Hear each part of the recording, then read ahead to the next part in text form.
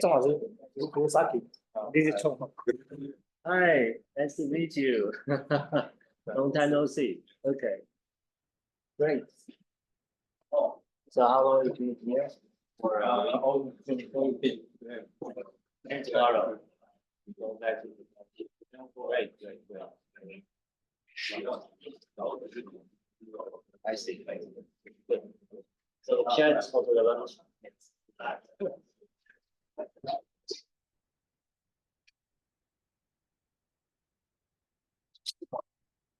对，这边多人数，对，我们有在抓了，我们有在背一些影像，应该是有。我们后来换到这边来，因为这边有些对收音那些不好。哎，你们那个电风扇给它现在是几啊？现在是9，对，给它调到5之类的。对啊，直接风扇就是怕风，因为那边收音不好，电风扇很大。对，都5。是。对，应该算，还是说一个 OK 1个小时15分，所以就不用休息。啊，对，一个是。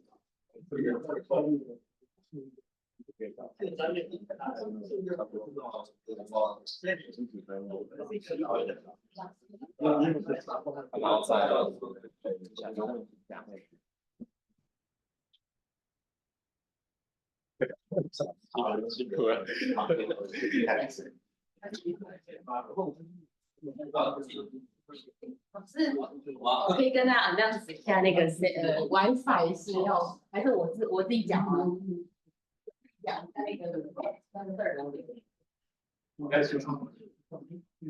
还是老师说？So if you need Wi-Fi connection, this is modern boards are here. So you can see how the other password and you need internet connections. You need to search NYCU seminar first. The logo is NYCU seminar. Then the account and password is the listing. Okay.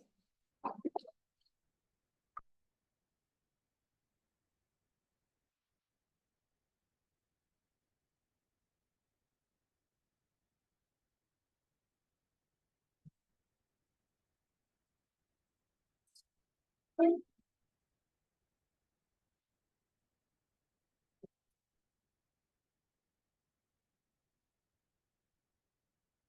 真的是这样吗？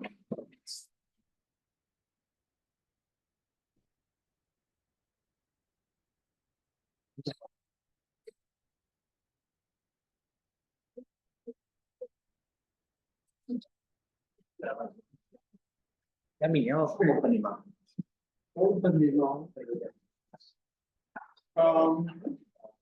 就大概我们8点进行，就1、2分钟，对，可能就8点差。那是所有的，还长得那样问你，你可以找别人。8分。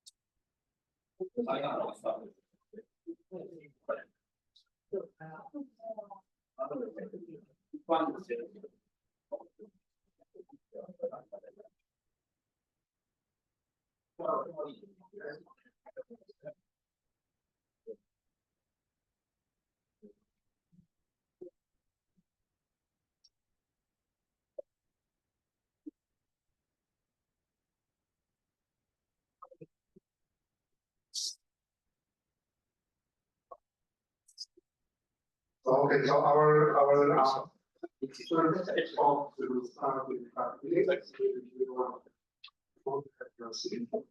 and yeah, it is very happy to see you come in to get this analysis on school. So this other school is hosted by, jointly hosted by two theoretical groups. And one of us are kind of more focusing on the numerical parts and so with many-body problem. We have also many-body problem, but we all focusing on the analytic. So this also is kind of hope to bring together these two groups and kind of learn more about the basic knowledge of each group. So hopefully we increase more collaborations and more ideas. And more people doing this, everybody listen. So yeah, so maybe so it will be a 4-day summer school. So,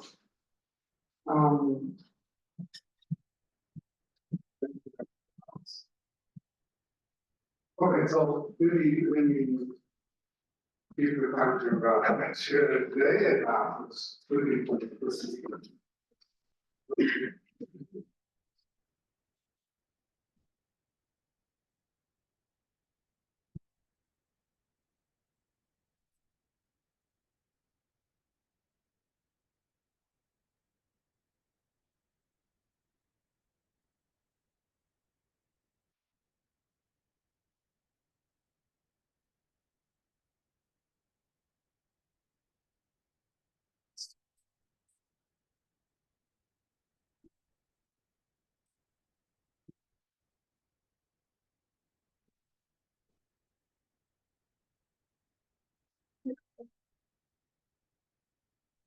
So, you have quick minutes. So our first lecture is Professor Chung from the National Young University, and he is an expert on this matter theory, especially using the theory approach to study some strongly correlated systems like strange metal and superconductors. Okay, so as the first lecture, we will introduce the realization group method in condensed matter systems. So let's welcome Professor Song.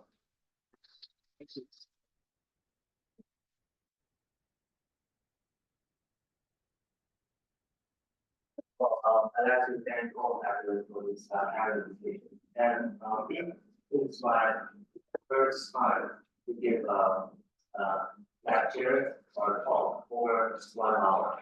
So as to give you an overview of the organization group approach to their home.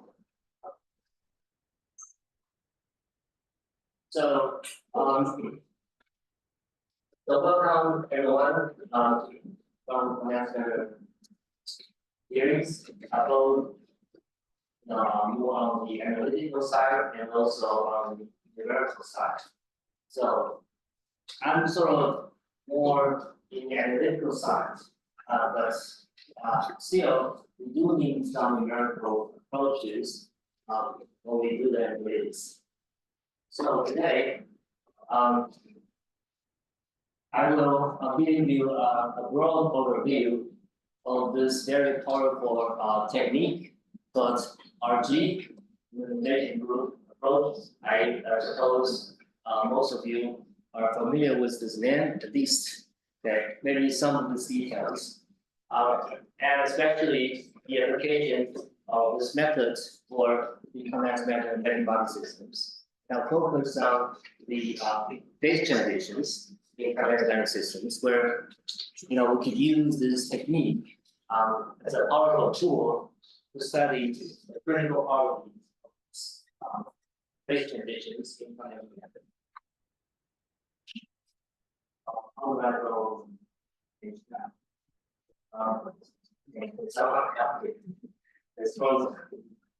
Okay,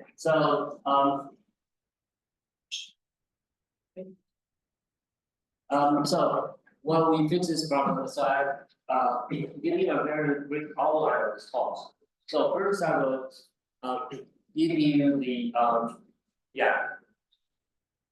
so page down, right?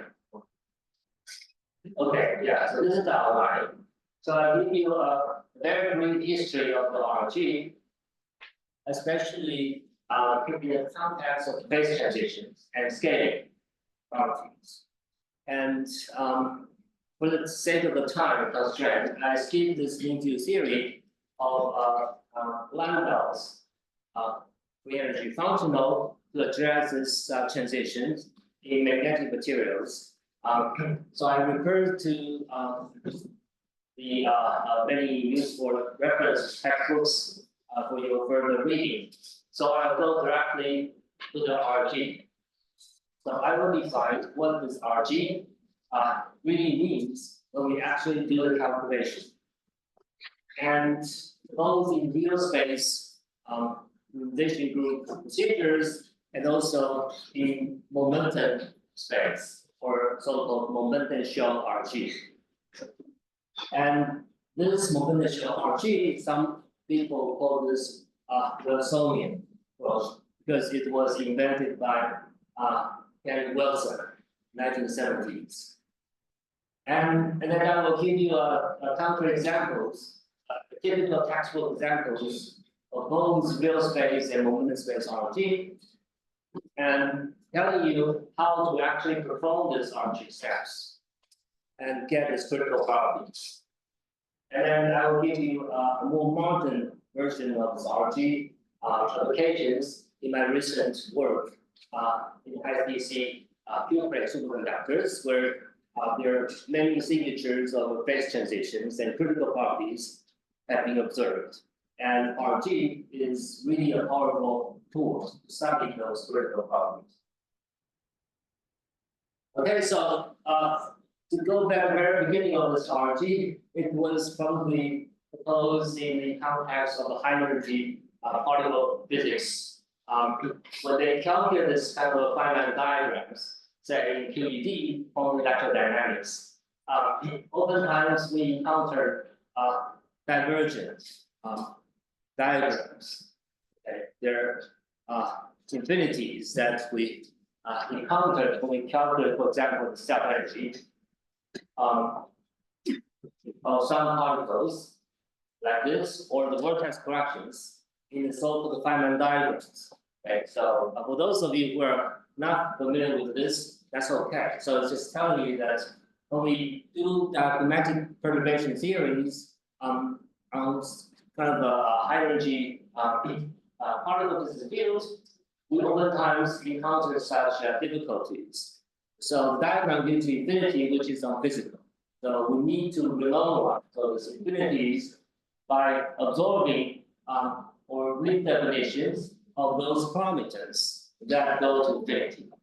Okay, and those parameters that have the finite value, but we get the infinities must be regularized or renormalized in some sense.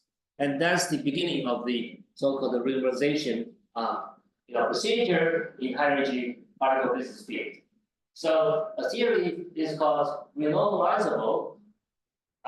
Is a theory that we are able to renormalize all these divergent diagrams, and each of these divergent diagrams corresponds to physical measurable quantities that could be observed in experiments. Okay, for example, the three diagrams correspond to three quantities that could be observed experimentally. So those correspond to, for example, electrons have energies like this, which of course is finite. Also, photons have energies like this, of course is finite. And vortex corrections of, say, some kind of electron photon interaction from QED is also finite, or electron charge. Right, so these three observables are physical quantities, but diagrammatically, often we find they are infinity. Okay, so what can we do about this? So we need to normalize this by some normalization factor. Okay, to make them finite and compare these quantities with the experimental observations to fix this divergence. So that's probably the beginning of this word realization. Right, so that's the high-energy text, content high-energy physics, but we are kinetic vector theorists. So the more, sort of kinetic vector oriented history, the first of the realization group, will come from two ideas. Okay, so one I didn't present it here was by Catalog, block spin. So maybe some other following speakers will talk about this block spin. Okay, but I will introduce this more, I should say, popular procedures introduced by Ken Wilson in the 1970s. So this idea is to systematically calculate these critical properties of phase transitions, which I will describe a little bit later. Okay. For example, in the spin systems, we have a ferromagnetic, that's the classical spin, for example. We have a ferromagnetic states at low temperatures. So all the spins are blown up. But at high temperatures, so we don't have any magnetic moment. Okay. So then there's a phase transitions between ferromagnetic and spin disordered paramagnetic states across the boundary red curve right here, which is called critical temperature. So and near this transition, there are interesting properties of all the thermodynamic measurable quantities, such as specific heat or magnetizations. They go like power law in the reduced temperature parameters. When little t refers to the distance of the temperature to the critical temperature. Okay, so everything depends on little t to some power. Okay, so I'll give you a more complex example later. Okay, so to really understand this alpha and beta exponents that has been observed experimentally, we need to really do some calculations. But how do we really get this alpha and beta? Well, Wilson had a very clever idea. which lead to the Nobel Prize in Physics in 1982. That is based on so-called realization through procedures that we sort of zoom out our system by averaging over the high energy modes of the Hamiltonian, and we get effective low energy Hamiltonian of the same type, and we follow how the coupling constant flow. Okay, so that's the idea. So the main idea is that suppose we have, say, Fermi surface of some fermion system, electrons, electron C, and they have a Fermi volume like this, right? So the at low temperatures, the active regions of electrons are nearby the Fermi surface. Yes. Okay. So then the theory really trying to integrate out the same shell of electronic states like this, the gray area is ring. Okay, the states over the ring, and then look at the effective partition functions or effective free energy or effective Hamiltonians of the remaining degrees of freedom, which is the inner circle here. Okay, you remove the states over a ring shape here from the partition function, and then you get the effective partition functions over the white circle. Okay, but the effective Hamiltonian keeps the same form as the original. Okay, but then the price to pay is that the coupling constant changes, and you try to follow, how the coupling constant change as you integrate it over the high energy modes. Okay, so that's the idea, Wilson methodology. So I will, tell you more detailed steps later. Okay, so this idea turns out to be very useful, and the origin why this RG is so useful, I will tell you later. So the usefulness or power of the RG relies on the fact that oftentimes when the system is close to phase transitions, many microscopic details do not matter.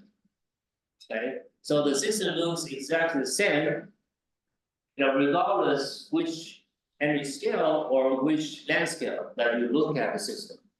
The microscopic details doesn't matter anymore. Okay, so what it matters is number one, dimensionality of the system.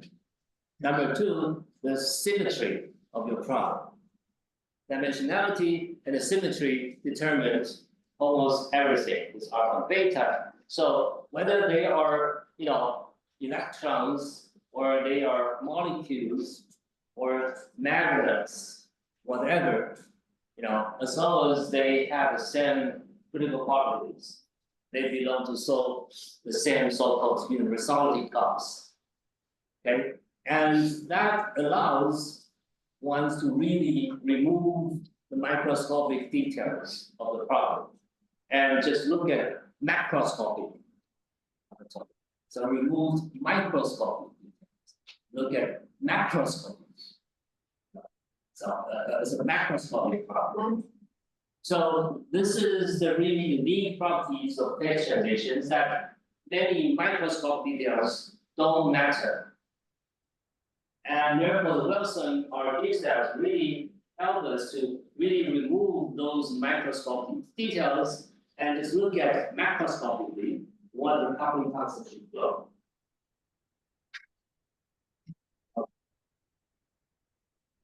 Okay. Yeah. Right. So let me give you some broad introduction to the phase transitions. I mentioned, the phase transitions occurred when there are competing stable states, both at flat temperatures and at zero temperatures. in many value systems. So which leads to some non-analytic properties of free energy. Okay, in the thermodynamic limits for the particle number's affinity. So if you plot this energy as a function of some control parameter, say G, there are two kinds of phase transitions that we can find. The first one is on the left, where the energies of these two competing states, I should use different colors. Say this positive slope and negative slope states. They compete to become a true, say, minimum energy states, the true stable state.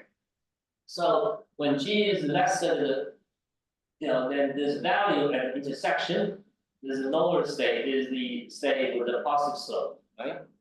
But when the G goes over this point, then it is the negative slope state, that is the most stable state. So there is a kink.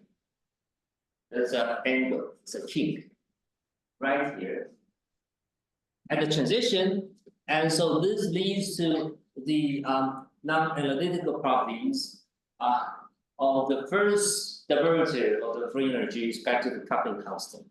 So partial E partial G shows a jump, right? Because the positive slope and negative slope, they differ by what? 2 times the slope, right? Okay, as you calculate the slopes on the left or right sides of different states, you get a jump. Okay, and this is what we call the level crossing. This is level crossing transition. And oftentimes we call this first order phase transition. The first order refers to the fact that the first order derivative of your energy with respect to the control parameters shows non-analytical properties, meaning there's a jump when you evaluate the first order derivative of the free energy. But this is not so interesting in our studies because there are there are not so many interesting, say, scannings and properties associated with the first order transitions. So the most interesting features is the right figures, which shows avoided level crossing. So at this intersection, on the right-hand side of the transition, is not just a kink, it's not a kink, but it's rounded. Okay, it's rounded shape. It's a parabola. Okay, so that you can continuously change the phase from one to another without this kind of level crossing. Okay, so but still there is singular behaviors at the level of the second order derivative. If you take the curvature of these two different curves, you get a jump. Okay, so when that happens, we call this second order phase transition, or more commonly we call this continuous phase transitions. So when we have this continuous phase transitions, all this kind of nice critical property that I just mentioned appear. So this is what we are focusing, and this is also what we usually see in experiments, that this many interesting, say, solid state systems shows this continuous phase transition. So near this continuous phase transition point, we have this scaling through the solidity clause and so on and so forth. And therefore the Wilson's RG applies for this scenario where we have a continuous phase transitions and shows this minus vertical exponent and so on, and we can study this. So there is another class of phase transitions, which we call this quantum phase transitions. It is a transition where this kind of avoid level crossing scenario happens at 0 temperature, meaning the true ground state. So suppose we have two competing orders at ground state. At ground state, where the temperature goes to 0, like horizontal line, the x-axis up here. So the system can actually go from order state to the quantum phase order states, okay, at 0 temperature. Okay, so when the phase transition occurs at 0 temperature, we call this quantum phase transition. And the critical point at t equals 0, we call this quantum critical point. And oftentimes, near this QCP, at final temperature, we have a fan shape of the window where we see all these nice properties that I just mentioned, this critical exponents, sinusoidal part, and so on. And this is called the quantum critical behaviors. And these behaviors, are controlled by the single quantum critical point at 0 temperature. So the finite temperature, we just mentioned there's magnetic phase transitions across the finite critical temperature DC. We call this classical phase transitions. We call them classical because they are driven by thermal fluctuations. Okay, meaning quantum mechanics is not so important right here in the finite temperatures. So the reason why we get these transitions purely due to the thermal fluctuations. So the temperature gives you thermal effects, thermal fluctuations, which could suppress this perfect orientations of the space. However, near this quantum phase transitions, the transition is driven by quantum fluctuations rather than thermal fluctuations. Because at t equals 0, there's no thermal fluctuations. And yet, we still see this transition. So the transition is purely driven by quantum mechanical fluctuations. In quantum mechanics, you know that there's a 0 point energy, right? If there's 0 temperature, the ground state, the system can also fluctuate because Heisenberg's uncertainty principle allows the particle to fluctuate, have some probability distributions, wave functions, some kind of probability distributions in quantum mechanics. So if you have two competing ground states, and right at this transition point, the system doesn't know where to go. Okay, quantum mechanics, they really are confused. And therefore, it leads to this really interesting continuous phase transition. And near the transitions, there is a very interesting properties called this self-similarity. Okay, and this is due to the fact that this correlation length C diverges. What is correlation length? The correlation length is a length scale where the system shows some relations. Okay, for example, the spin correlator, right? So which measures what is the relation between the spin at origin and the spins at far distance r. So if you calculate this acceleration value of this S0 as r, you get some finite value, but this value depends on the distance, okay, between 0 and r, and which we call the Green's function or correlation functions, which measure the correlation of some measurable quantities between different space and time locations. And usually these quantities decay exponentially with the distance increase, okay, with the minus r over some length scale, and this length scale C is called the correlation length.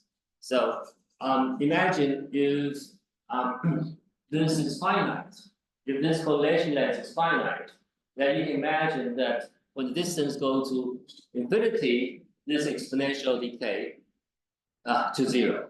But there's no correlations at all at far away if the correlation length is finite. However, near the transitions, the correlation length diverges as the power law fashion as function of the distance to this say critical point to some minus to exponent mu, and as t little t equals 0, which means that we are closer and closer to the critical point, and this C diverges, meaning at all length scales, the correlation length diverges at all length scales, the correlation function remains finite. Okay, meaning you still have some relationship between the spins at far away distance if the correlation length diverges.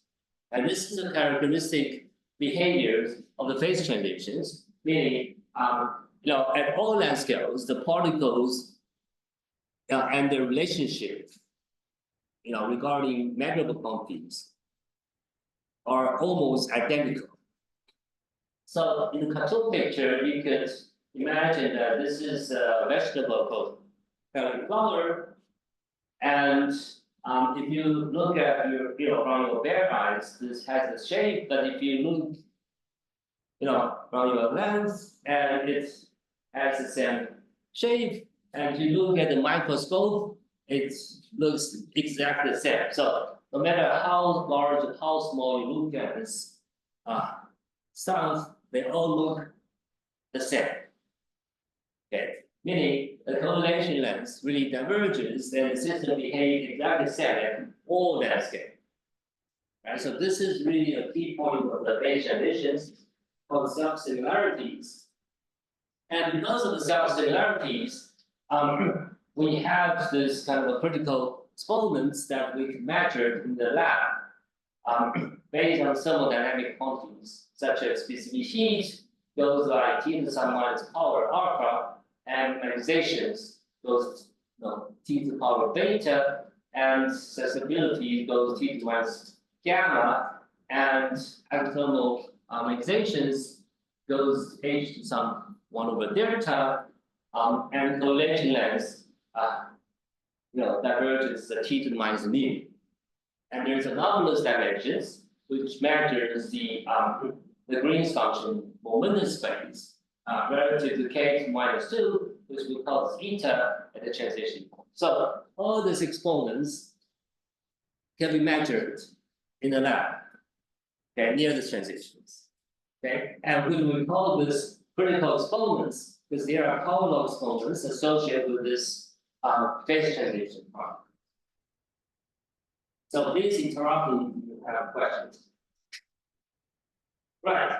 Okay, so and we can classify all these different so-called universal classes based on their values of those alpha, beta, gamma, delta, and so on.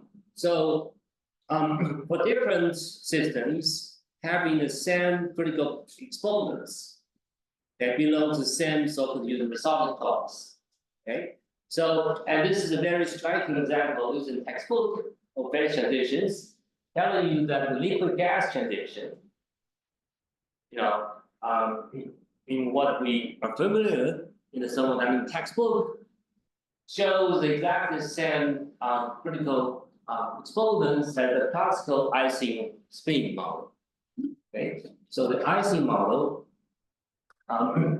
shows the Hamiltonian of this type, where the spins only have 2 values, up or down, and they are coupled ferromagnetically like this, and you can add, external fields, and the phase diagram that I show you come from this classical Ising spin, but this is just magnetic materials, right? Magnetic properties. However, magically, the exponents of this classical Ising model are identical. So very completely different systems called liquid gas transitions. So, for example, liquid helium. Okay, they have liquid and gas phase transitions as a function of the density of your liquid helium, and the distance to the critical density goes like T power beta. Okay, and you can measure this density versus temperature at different pressures. And you could really reach to this critical point right here. Right? And this, naively, superficially, has nothing to do with speed. They're just, say, molecules, right? Liquid helium. There's different atomic structures from the spin systems. However, magically, they show exactly the same critical exponents. So that's what we call they belong to the same resulting class. Right. So more generally, we could classify different say unisolid classes from their exponents. For example, this Ising model and liquid gas transitions belong to the same so-called Z2 phase transitions. They have only discrete symmetries up and down, Z2, and different dimensionalities. They may have different critical exponents. And another model, more complicated models, which we call the XZ model, or the spin interactions, shows an isotropy along the z-axis and also in the plane. Okay, so they have this lambda, which is different from 1, shows an isotropy. So this is called XZ spin model, and this has the same resulting. This belongs to the same resulting class as the Bose gas. Some sort of the bosons out here on the lattice. So, but bosons have everything to do with spins, but superficially they are really, two different objects. The bosons and spins are different, physical quantities, but they have the same resulting, behavior. So it's called O2. And another example is Heisenberg spins living in the 3-dimensional space. So it shows O3 symmetry, and so on and so forth. So we can classify all these classes based on their critical exponents. Okay, this precisely reflects the fact that I just mentioned. This microscopic details doesn't matter, right? Whether this is the liquid gas or the spins doesn't matter. The only thing matters are two things. One is the symmetry, another is dimensionality. Right? Okay, so you can see this is the magic of nature, because nature gives us this beautiful classes that we can study. So apparent different systems, magically they belong to the same resulting class because they have the same critical exponents. Right? Okay, so RT is a way to really approach this universality of data transition. Right, so here comes another very important concept called scaling, or scaling hypothesis in phase transitions.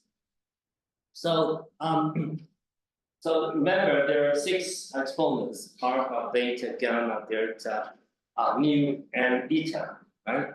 So it looks like there are 6 independent, exponents, but not. They are not independent.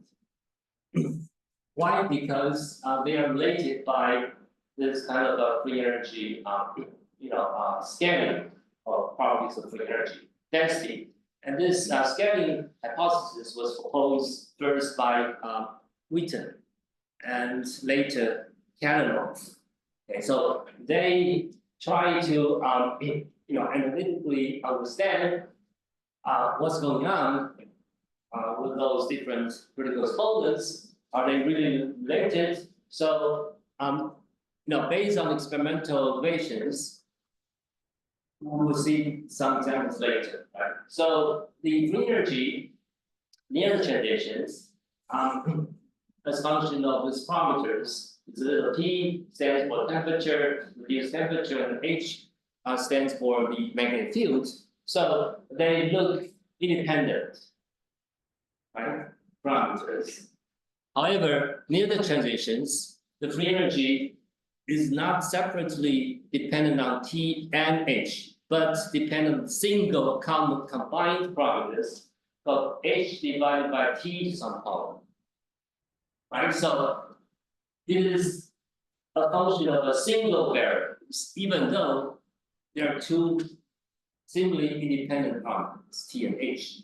But near the transition, these two parameters are somehow related to each other, and in such a way that the free energy is a universal function of a single combined parameters called H divided by little t to some power, and this parallel exponents right here, YH over YT, is related to the critical exponents that I just mentioned. And this is a really remarkable discovery in theory and also observation experiments, as we'll see later, that near the transition in the critical regions, this all the observables show the scaling, beautiful scaling. Although you have two or more parameters as your tuning parameters, but at a transition, magically all those parameters can be combined. So the free energy is a function of a same universal function of this combined single variable. So this is the combined single variables, and based on this scaling hypothesis, you could really derive this critical exponents from the derivatives of the free energy with respect to the field or with respect to temperature. For example, in the thermodynamics textbooks, you know that specific heat is the second derivative of free energy with respect to temperature. And suppose you have such a parallel scaling answer to free energy, and you can immediately get this alpha and beta. Right? Okay. So that's just from this very simple the derivative of free energy. However, you see this, these specific heat and magnetization come from the same free energy. The same free energy gives you two different exponents, alpha and beta. So they must be related. So alpha and beta are not independent, because they are related to the same free energy, the scaling energy, right? So therefore, there are only two independent exponents out of the 6. So because there are such relations by the scaling of the free energy. And for example, this alpha and beta and gamma are related to this relation, and beta and delta and beta and gamma are related to that relations. And you also have two different relations. Well, if I take the derivative of free energy with respect to this temperature of the field, and therefore there are 4 relations among the 6 independent, seemingly independent critical exponents. As a result, 6 minus 4 equals 2. So you have only 2 independent exponents. So which are the 2 important exponents? Well, we'll see later that nu is the most important exponents of all critical exponents mentioned. So, and capital D refers to dimensionality, as I mentioned earlier. Dimensionality is really crucial to determine its critical exponents. So, for example, if you know the correlationless exponent mu, you know the dimensionality, you know alpha. Okay, if you know eta, then you know beta. If you know alpha and beta and eta, you know gamma and delta. You know everything. All right, so there are only 2 independent exponents. Yes. Equal level of we can find out any considering in the for the Sure, good question. So the question is about whether this energy, scaling part of this energy comes from the Ginsburg lambda or not, right? Okay, great. So we have different ways to formulate this free energy density. Gives lambda is one way. Okay, so we'll see another example that you don't need to rely on Gibbs lambda to write down this scaling of this free energy. For example, I'll show you just an example that we studied previously. For example, this is the scaling of a thermodynamic quantity called specificity coefficient, which is CD over T. Okay, CD is your specific heat, T is your temperature, and this quantity near some weird transition point in heavy fermion metals shows this weird scaling property. So see, all these different colors lay on top of each other, right? But those different colors first refers to different measurements at different fields, magnetic fields. Okay, so you see here the transitions, all these curves all collapse into the single curve. Suppose you plot this function as a function of a particular combinations of a T and field.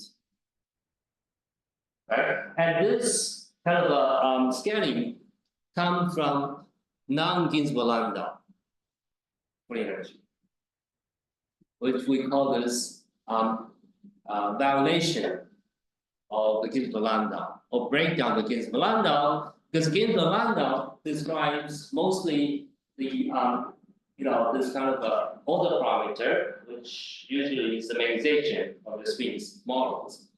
And the Ginzburg lambda free energy depends only on single bosonic variables.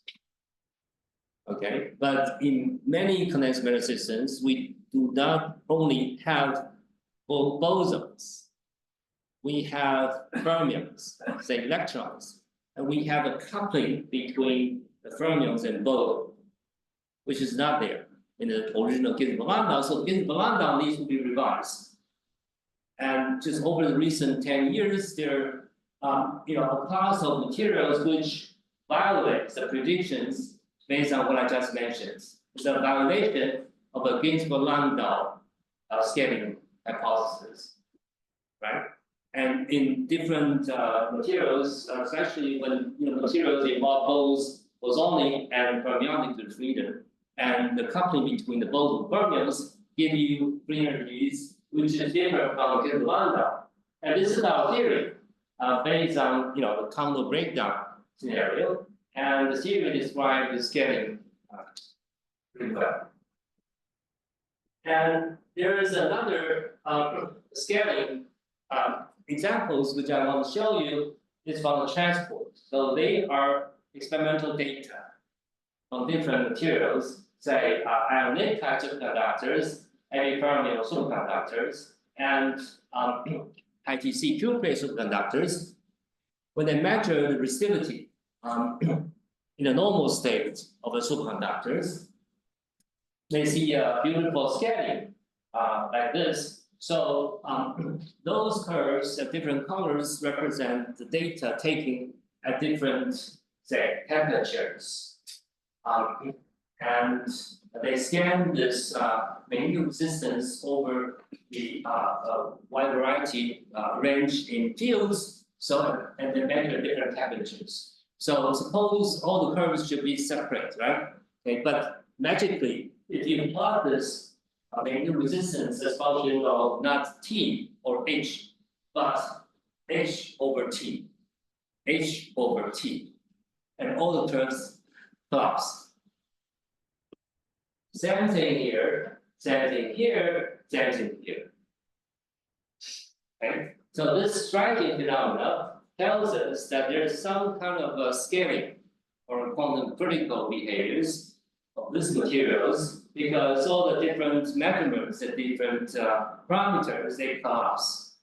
When they collapse, they have scaling. So when we observe scaling, this is an indication of some kind of critical properties, because otherwise you cannot scale. They will not collapse. Once we find the collapse of data, this is a first indication that the system may go critical. So do these systems belong to the same university class? Of course not. Okay. But you can see, most, this curves show some kind of a linear T with, behavior and resistivity, which we call strength metal, and I will go back to this later. But anyway, this is just an experimental fact that oftentimes when system goes to the vertical point, you have this kind of scaling, nice scaling. And this is related to the scaling of the free energy. Okay. Good. So let me summarize. So the power of RG is to systematically study this vertical point and this kind of scaling properties, and also the universality of this systems here in transition. So as I mentioned, the key point of this RG and the basis of why RG works is based on the fact that microscopic details don't matter. Therefore, we are allowed to really zoom out of the system from the microscopic scale to the macroscopic scale to look at the system at a larger scale. And by doing so, we can have a relationship between the coupling constants at the microscopic level and macroscopic level. Right? So we reduce the degrees of freedom by integrating out the high energy modes, and we get an effective low energy degrees of freedom, but of the same type, but the coupling constant changes, the value of coupling constant changes. So you try to follow, as you reduce the high energy modes, how are the coupling constant change when we do such a reduction of the high energy modes. And by doing so, we discovered how the coupling constant change when you change the scale of latches. And that's the origin of our RG flow equation. So we formulate mathematically the relationship between the coupling constant at different scales. Right? And there's a relation of RG equations, which is the first, this linear differential equations. So you can solve this easily. And by studying the solutions of the RG flow equations, we get critical properties. I will show you how we get these critical properties based on RG functions, RG equations. So this is the first example to show you details of the RG stack, so-called real space RG. So you can consider removing some of the microscopic details from your model in real space. What you do is you, for example, you sum over the spins of this Ising chain over the even sides. Okay, the spin can only point up or down, but there's a spin chance over here. Okay, so you sort of remove some of the microscopic details in real space. You still remove or sum over the spin equations even size. Okay, and then you get effective Hamiltonians of the same model.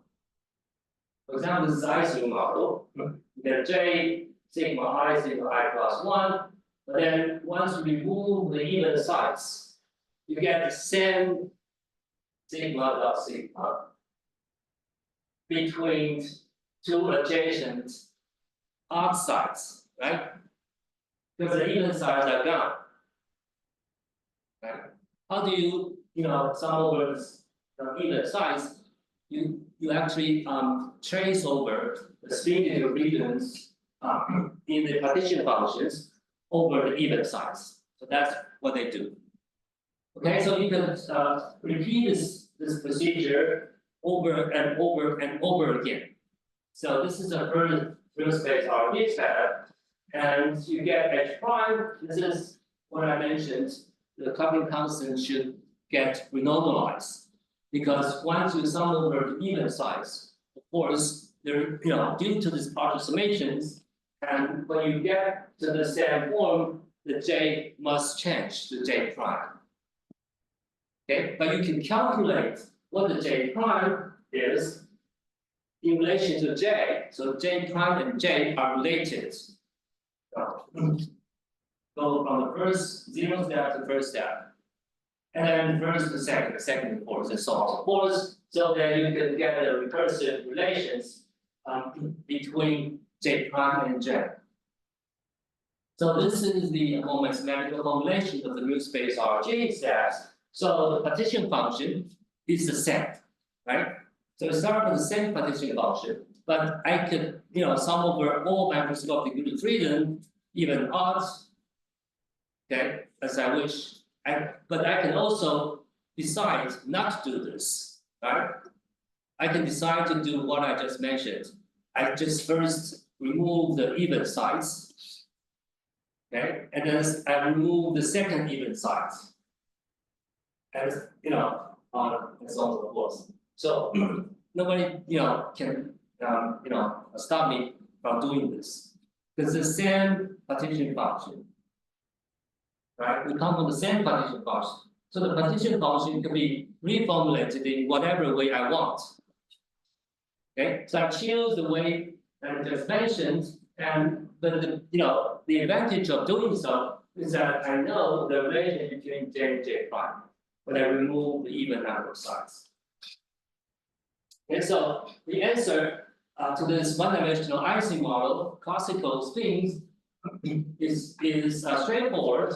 Because you can really sum over, from the partition function on the even sides by summing over sigma 1, and you get the relation between the remaining group freedom in terms of a sigma 0 and sigma 2. Therefore, the 3 spin system, right? And the relation between this J and J prime is given by this 2 times coach function. So this is the answer.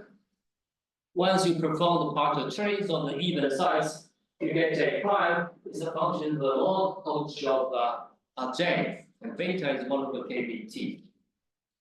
Right? Okay. And you do this twice, you get J double prime is a function of the log coach of 2 beta J prime, and J prime is again.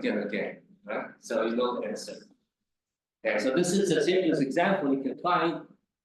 Get a real space RG. Unfortunately, it doesn't give you, phase transition and temperature, but still, this is a good exercise.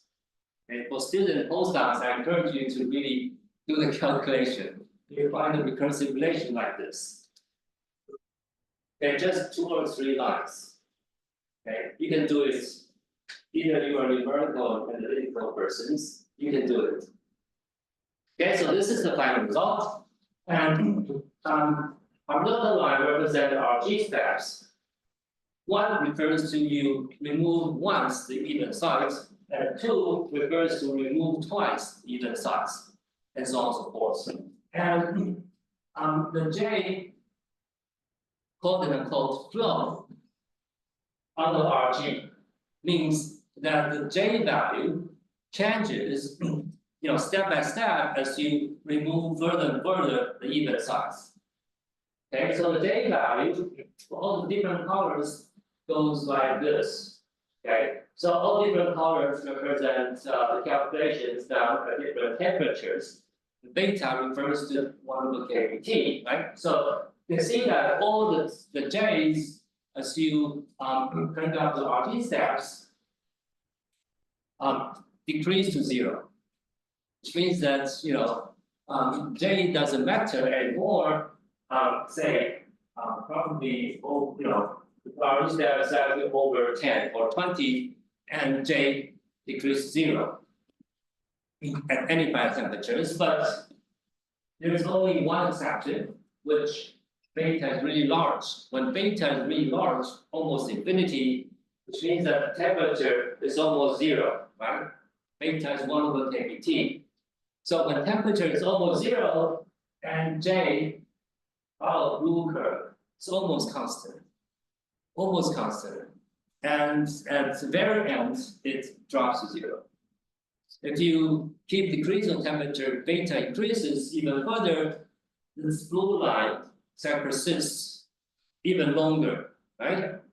Because rhythm is slow. So in the zero temperature limit, you get a finite J over entire RG steps, but at any final temperature, J decreases to zero. This is IC model in 1D, which shows there's no long range order because when J decreases to zero, J is gone. Your Hamiltonian is zero, right? Right. H is what?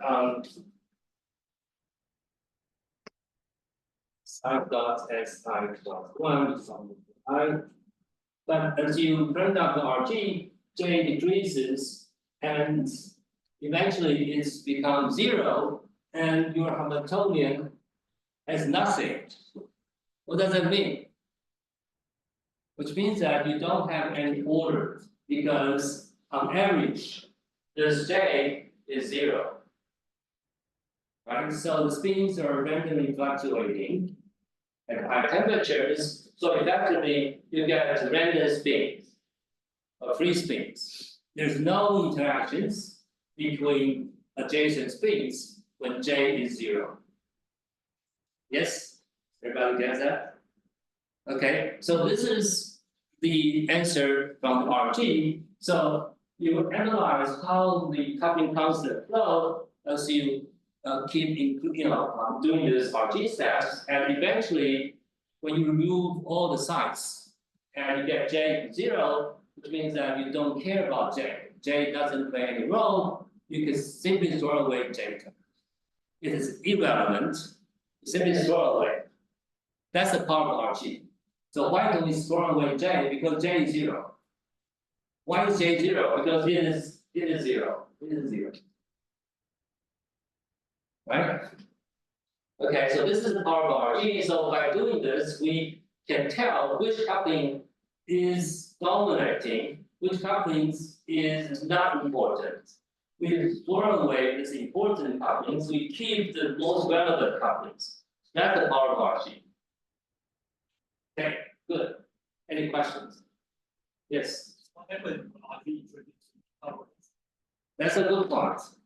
And so these simple examples, we are safe. We don't generate new couplings, but in more complicated Hamiltonian, we do generate new couplings. Then you need to keep track of the new coupling constant flow.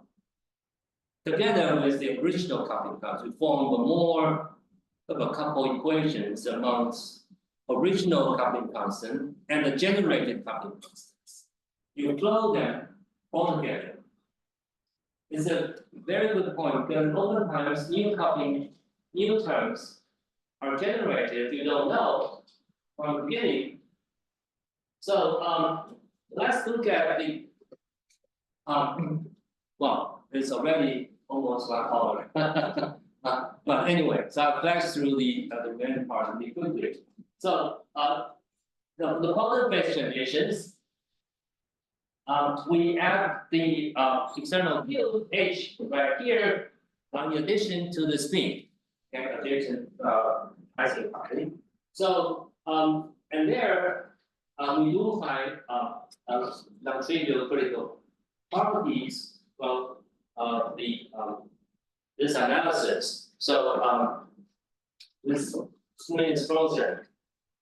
Sorry.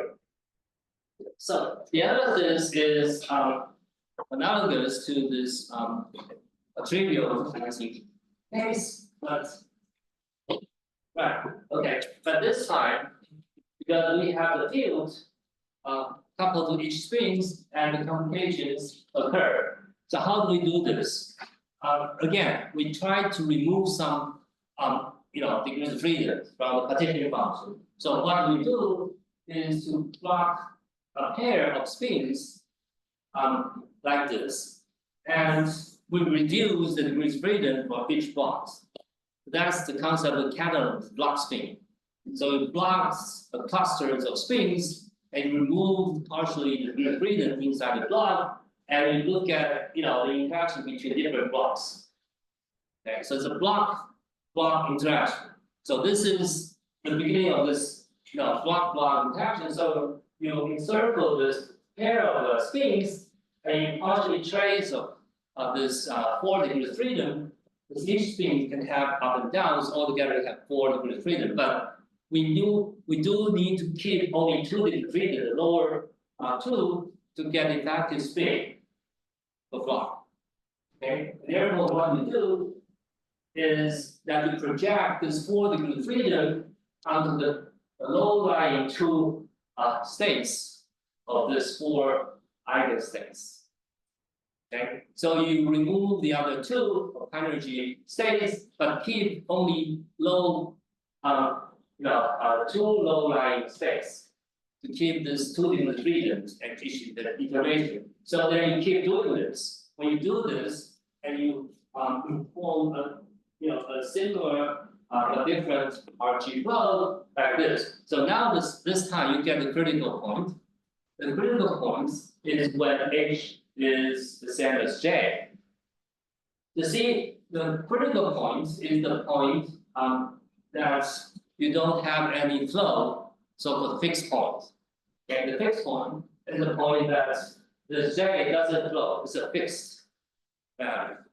But those above and below the critical value, you get 2 different flows. One, when H over J above the critical value goes to the higher value, which means that H over J is infinity, which means that H is important and J is not important. You can throw away the J.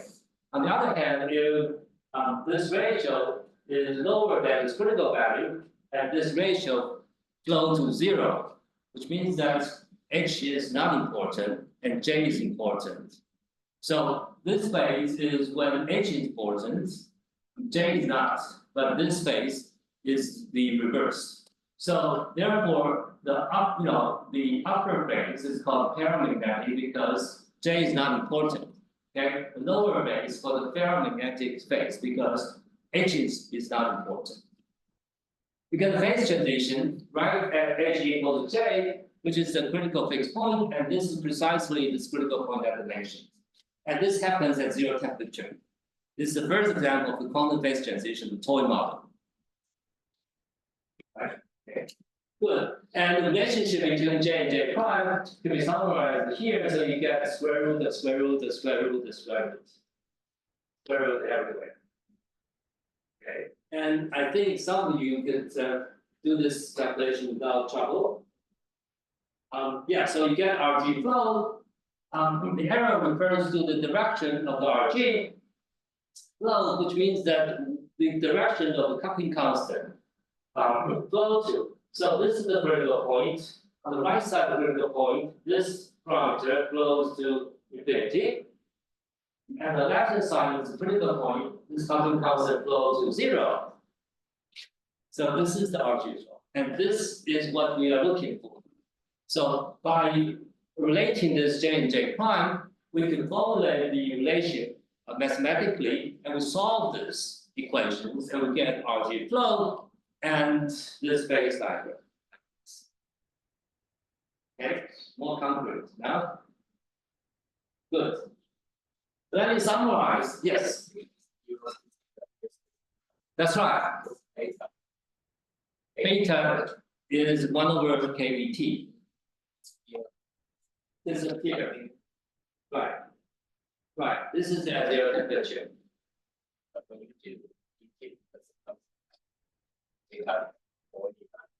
Also, yeah, that's right. Sorry.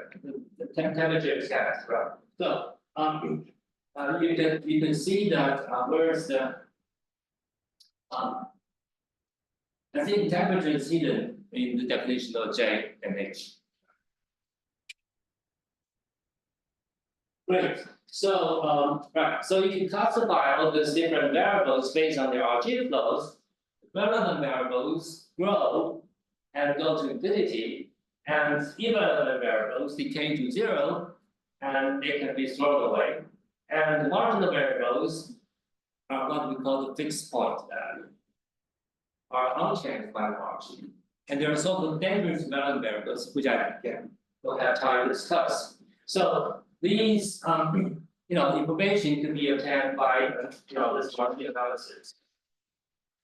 So for the remaining maybe 10 minutes or so, I can glance through this momentum RG. But you could ask me questions during the break anytime.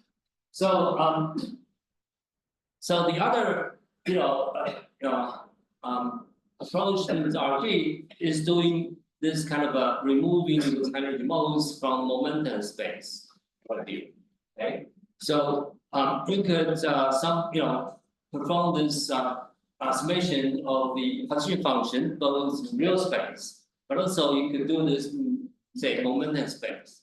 Okay, so based on the Skinner-Landau theory of Ising methods, we could sort of derive this kind of a so-called 5-4 theory. So I don't have time to discuss the 5-4 theory, but basically we have two terms. One is the so-called kinetic energy term, describing the hopping of the particles, and usually this M0 can be described by this kind of quadratic band. Okay, so this is some kind of an electron band, if you wish. Say metals, we have this k-square dependence, right? This is kinetic energy term. And R0 is the mass of your particle, and F1 describes interactions among all these different particles. And in this particular case, you can consider this kind of a spin-spin interaction or magnetization interactions. So but you could do it by summing over the space in momentum space.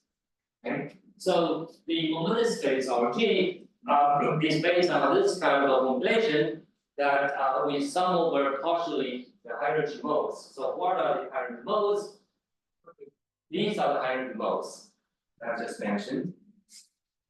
The partition function is given by this equation, and you could sort of classify the degree of freedom into two categories. First one is so-called the hydrogen mode or the fast mode. So over this ring, the space over the ring. Okay. So in momentum space, this means that momentum lies in between this gamma 0 and gamma. So first you integrate over the states of a ring, and then you describe the theory in terms of the slow variables.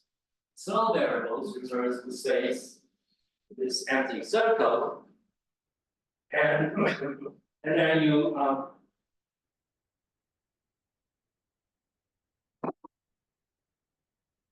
express this action in terms of the slow variables. And then by doing so, this Hawking constant shows this R, C, and N changes as you perform this kind of partial sum. And but this is just step one. Step two of the momentum RG is that once you remove the hydrogen mode, and some of the degrees of freedom is missing. Okay, so in order to get back to the original form, you need to rescale the momentum back to full range. So when you sum over this ring, the states over the ring is missing. So you need to actually rescale back to the full range of the surface. As a result, you need to rescale the momentum back to the full range. And in doing so, you also need to rescale this fuse or this particle fuse properly so that the actions go back to the original form.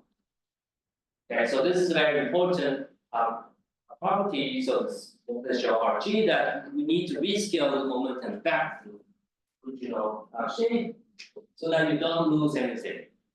So in doing so, you could get a relationship between this R and R prime like this. Okay, course, it's horrible, okay? But how you do this? Well, you simply just need to follow the recipe that you sum over partial states over the ring, and then you could get this relation, okay? And also this coupling constant n shows similar but different relations between n prime and n. Okay, so because of time constraint, I cannot tell you how I derive this, but you can find this in many textbooks. So, and then what you do is to formulate the relationship between r and r prime in the differential equation. Okay, how do you do that? So you simply just kind of Taylor expand this cutoff down gamma 0 in such a way that gamma is slightly exponentially gamma 0 by infinitesimal amount delta L. Okay, so then you could take the differentiation of your coupling constant flow with respect to L. This is what we call RG flow equation. Okay, so partial R partial L is given by first term and second term, and similarly for n. Okay, so this is what we call RG equations, and you see that differential equations of these two are coupled together. So you need to solve them simultaneously. Okay, as function of L, and L keep track of the RG steps. Remember, you actually shrink your momentum, but inversely, you really increase the system size. RG steps. So the momentum and real space RG are really complementary to each other. So in real space, we really can remove the real space size, but in momentum space, we really shrink the Fermi surface, the Fermi volume. So this is a cartoon picture of the RG steps. The first, is coupling constant function of some real space variables. So there are many microscopic fluctuations like this noise. But the first step is to remove those, microscopic details by reducing the degrees of freedom and by integrating out the inherent modes, and therefore this fast oscillating modes are gone because you are integrating over all those fast modes. And the remaining degrees of freedom are slow modes like this. Okay, so that's from the 0 step to first step. But then the second steps come in, you need to really zoom out your momentum to get the full range of the momentum one more time. But by really zooming out, you really look at this sketch from a far distance like this. So the first step is to blur your system by removing some microscopic detail. The second step is to zoom out to get the clear pictures. But then once you zoom out, the cat becomes smaller. And you look at the cat and far away as you continuously perform such RG steps. That's the momentum charge. Okay, so there's some details which I don't have time to address. So when you do some momentum space, you end up by doing some sort of momentum integration over many fields over momentum and inside a partition function. So you need to do it perturbatively. Okay, you need to do a diagrammatic, systematic, kind of a summation over momentum, and this is some of the details that you can use weak theorems or cumulative expansions. When you sum over the fast modes, you must come, going down to this kind of calculations. And when you do so, you can Taylor expand this e to the minus delta s order by order perturbatively, so that you can do it, diagrammatically and systematically. So this is just a non-interacting function action that pretending we don't have interaction, just quadratic kinetic term, and the RG step is really trivial. You simply just remove the energy modes, then this is just a constant, and you can sort it away, and you normalize this set form. And so when you do the second step, the momentum go back to the original range, and this is the wave function rotation change correspondingly. So then you get this kind of change of the R after this RG steps. You get a detectable change of your R. And then this is really simple that you write down the differential equation when there is no interactions. And you solve this really quickly. And you get this RG flow back. This is a RG flow of the 5-4 theory. Flow, we don't have interaction. We only have just one big point at 0, 0, which we call this Gaussian big point. Once we include the interactions, this n terms, 5-4, happening. So we have additional fixed point, which is non-trivial, and and the points different from 0, 0, which we call this Wilson-Fisher fixed point. Okay, so sorry, I don't have enough time to discuss all these different properties. So then you could analyze the RG flows again, the same way that we analyze RG flow in the real space RG.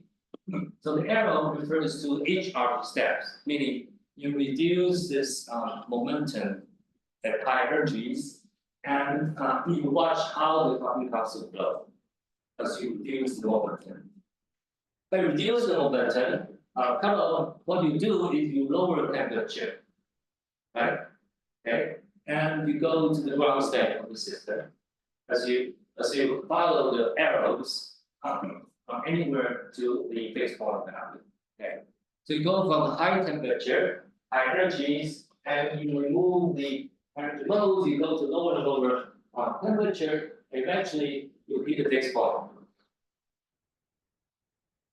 Okay, so this is just a summary of the method that we get the critical exponent from the RG beta functions. So this is the equation that I took from some lecture notes, where we have ON symmetry. But when n equals 1, we go back to IC 5-4 theory like this. So this is the RG flow that I just mentioned. Okay, fixed points most of the pictures are located here. So how do we get the critical exponents? Well, we first linearize RG equations near this fixed point, and we can diagonalize this 2x2 matrix to get the eigenvalues and eigenvectors. The eigenvectors determine the direction of the RG flow. There are two eigenvectors. One is along the x-axis, another is this kind of another direction. Okay, and the eigenvalues are really important because the largest positive eigenvalue determines mu. So that's the most important take-home message. How do we get mu? Mu, the correlation exponents is determined by 1 over the largest positive eigenvalues by these linearized RG beta functions. So you could perform this algebra really easily and find that this is what?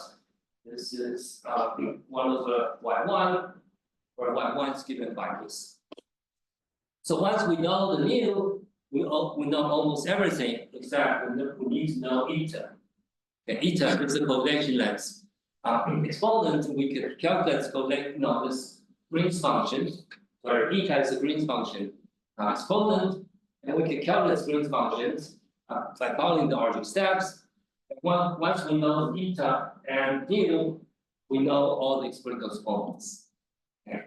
So let me just summarize by sorry, just 1 minute. The reason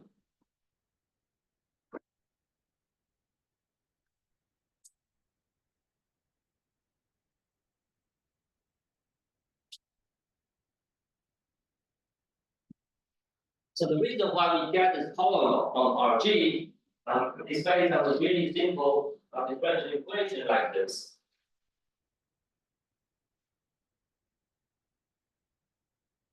Right, so we take this couple constant derivative respect to the little L, but this is the real space. We learned to synthesize, but in momentum space, we need to treat a couple, right? So in the logarithmic fashion. So this is the L is actually minus the cutoff. So in terms of the log cutoff, this polynomial appears naturally. Why? Because this is G. Both are just like this second order term, which is cutoff over cutoff. Right? And I can simply just remove G on the right, the left, and remove the log cutoff to the right, and the log cutoff is actually the cutoff over cutoff. Okay, with some prefactor. Is that okay? So we solve this. This is the log, right? It's actually log. Cutoff. So then on the left hand side, the log function of coupling constant, on the right hand side is the log cutoff. It's a prefactor, different. Okay, so naturally, G is a function of cutoff without power. Right? Okay, what is this? This is nothing but the temperature energy scale that you throw in the system. And therefore, the coupling constant flows in the power law as function of temperature. And everything is power law. And that is tied to the fact that you get the logarithmic corrections of your RG flow. And therefore, the RG flow can really detect the power law behaviors of a critical system. Okay, so I don't have time to talk about my favorite strand metal. But let me just get through the very end. Yes. So in summary, since RG is a very powerful analytical method to address phase transitions in convex matter, and in real space, we remove partially the sites, but in open space, are more, RG is more popular. Let me just reiterate. There are 3 steps. First, we integrate all the energy modes, and then the back to low energy Hamiltonians, and we rescale the momentum back to the full range, and we get recursive relations of coupling constant different cutoffs. To solve this RG equations, get fixed points and RG flow. And all the different components are obtained by these RG equations. And we also can analyze this scaling in solidity by this RG procedures. Okay, so I apologize for the overtime, but thank you for your attention.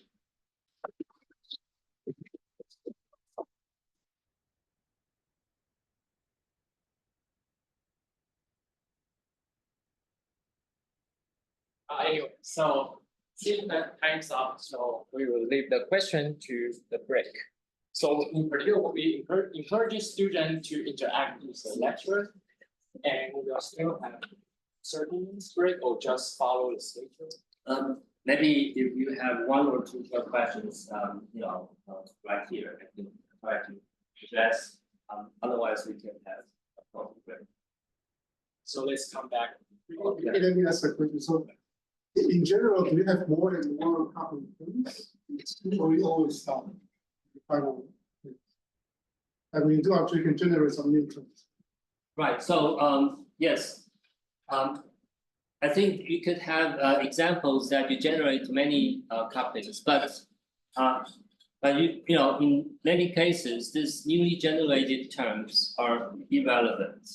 Most because they come high order expansions, right? Okay, so in rare cases, we have the newly generated terms that are really relevant. Okay, but in most cases they are not so relevant. So even though there are new terms generated, but we could analyze how relevant at the tree level or pair level. If they are irrelevant, usually we don't care about them. Or they only give rise to some constant shifts or spectrum and so on and so forth. Okay, so right, so that's there's no general rule. Yeah. Only case by case.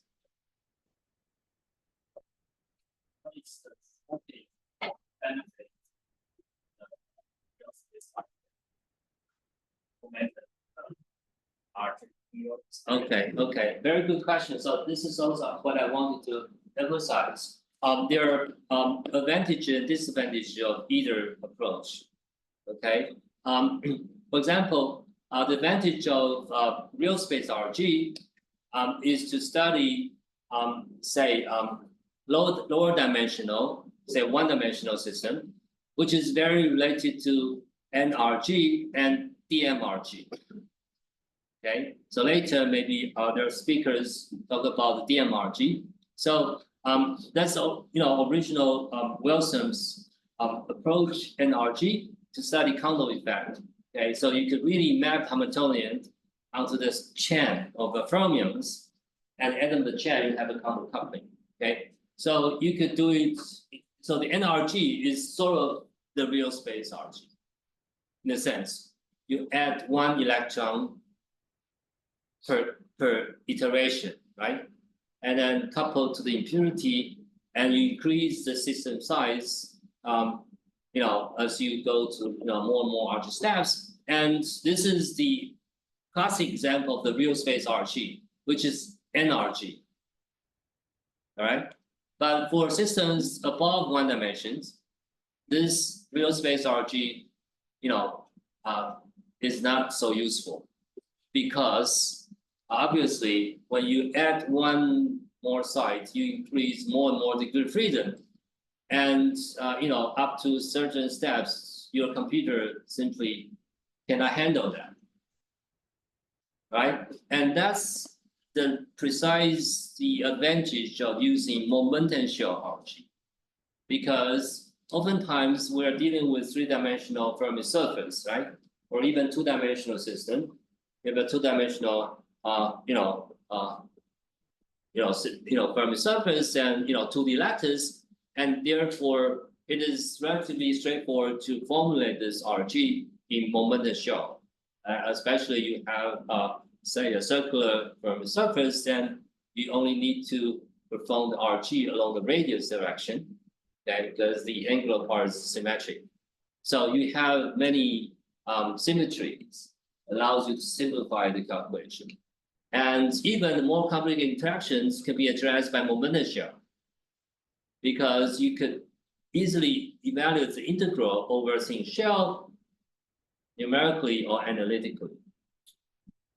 But it's really hard to add one more side in 2D or 3D lattice, because you increase, 4 times or 8 times more states, right?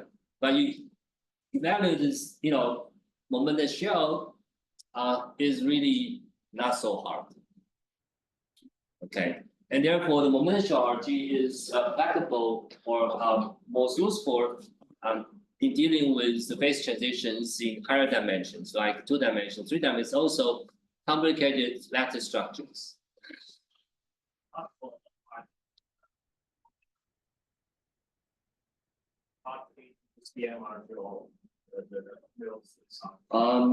I haven't tried that, but in principle, yes. Okay, imagine you do real space RG on triangle lattice.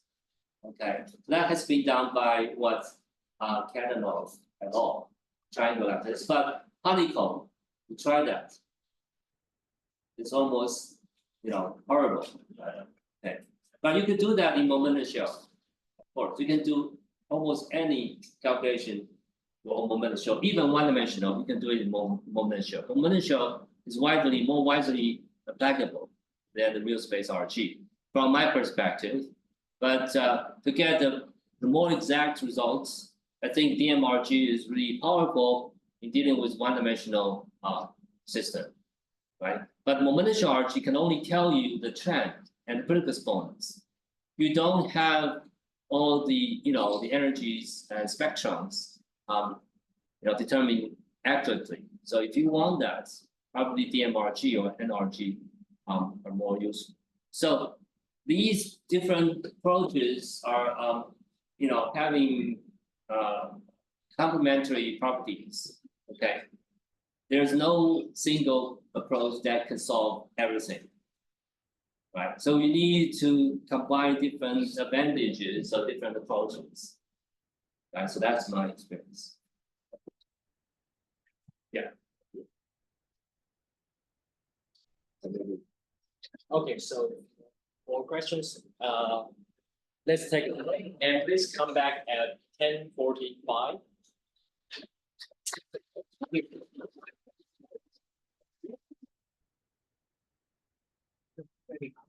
明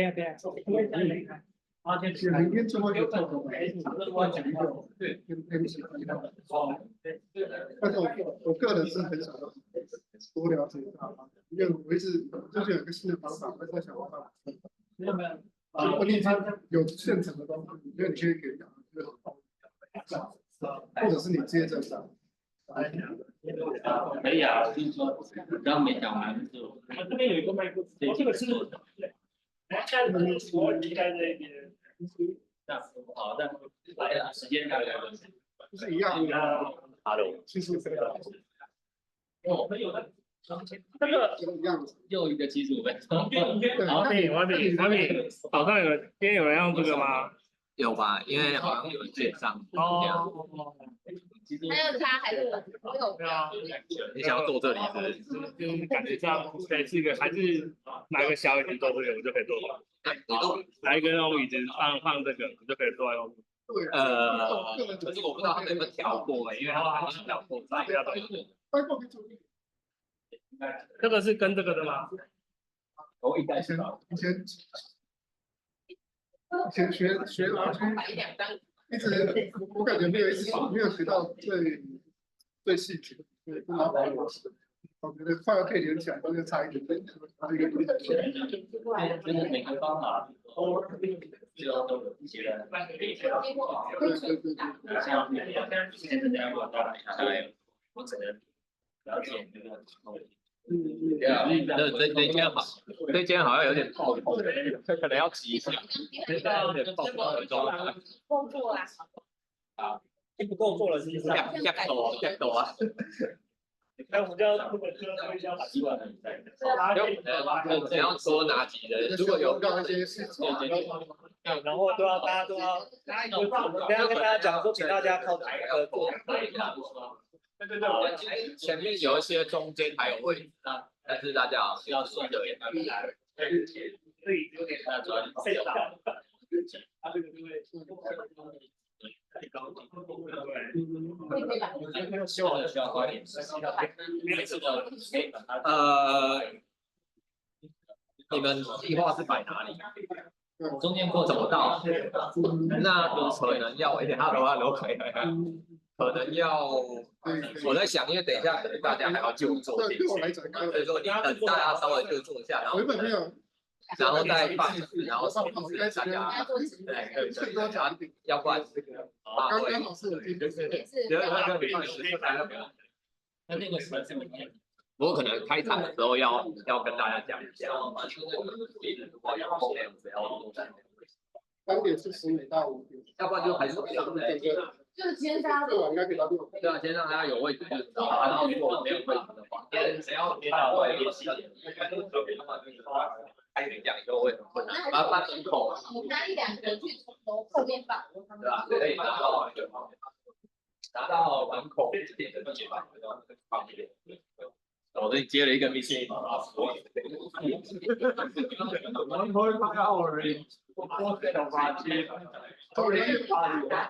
刚又给270，更开心。对啊，还 OK 吗？就是说大概我是 OK 啊，但是我不知道学生的心理，因为对他们可能会觉得这方面是他们没接受，但其实概念关系，所以可是我不知道有没有办法做。我觉得前面而且有讲实验啊，这样对实验连接，对，有啊，对，更重要的，可以试一下。为什么你们要这样讲？所以细节吧，我觉得他们可以再但是概念，我觉得也像我导没有讲完，可以再理解一些这个。没有，这个很难想。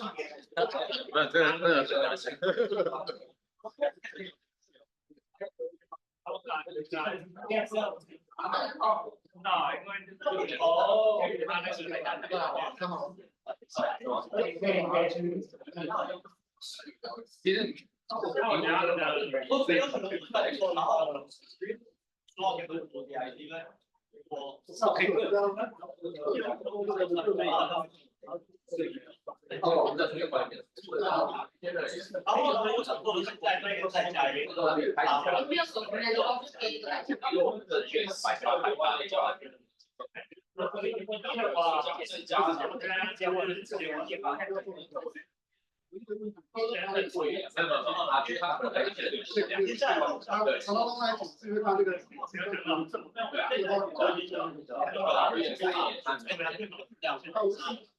但是在这里在看大部分的，如果是都要。对，应该考虑。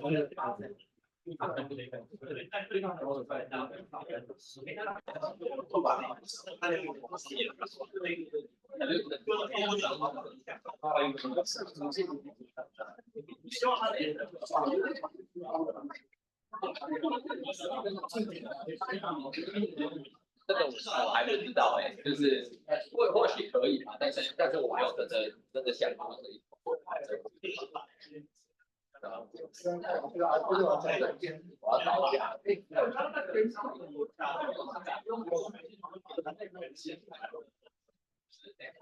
找一下。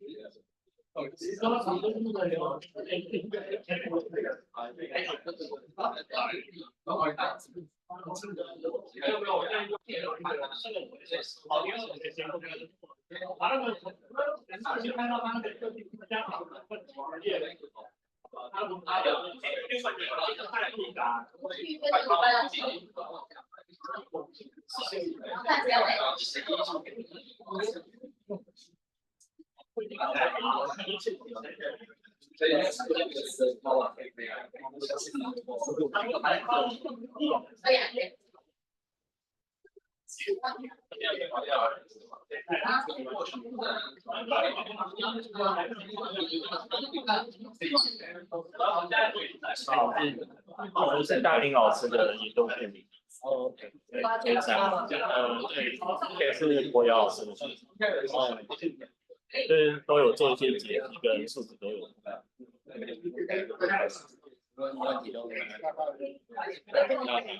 我都是随便付那个EMR啊，或者是我在国瑶那边，我就是做那个有点是 QC 的，那边的话是用 EMR 然后在嘉明老师这边，也是做一些 EDB 跟 EMR。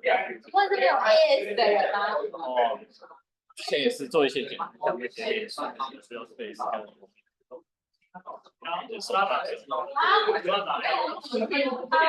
因为感觉现在我要做的都，就是之前他们做的那些都比较麻烦一点，是那个可能是大黄色。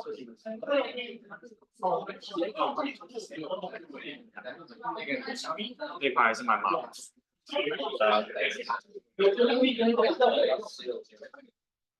也打过去。哦，比较偏 super command， 对，明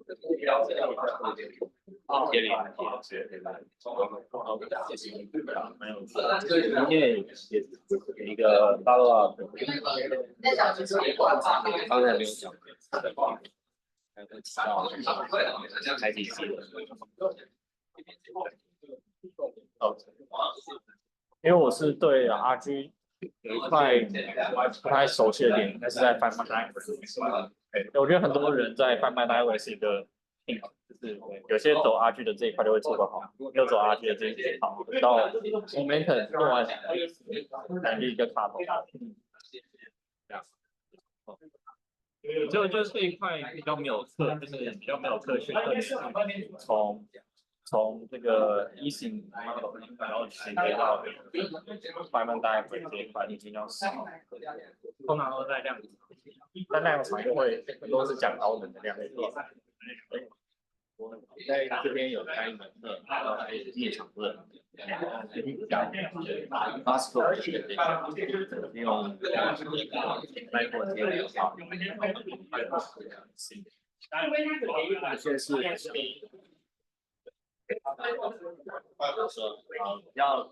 有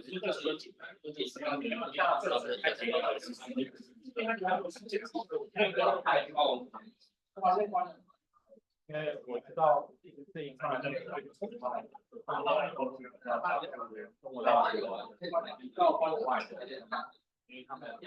在国外或者中国大陆可能都会 upload 到，有的时候 follow 一下。台湾我比较少。Right。最好是第一次遇到。因为我之前一直听我要跟人讲，有机会可以再讨论。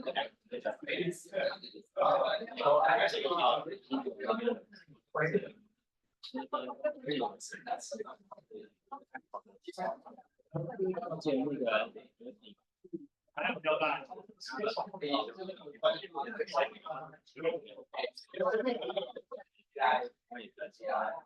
也可以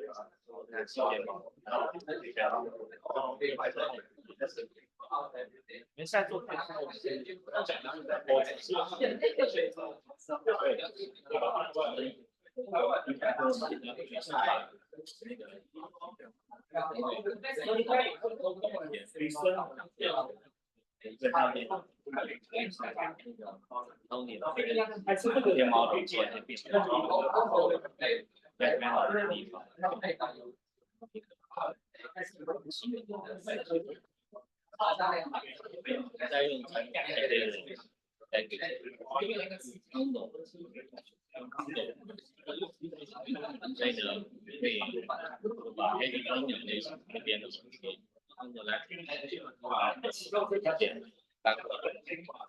先变在那边的那个他们的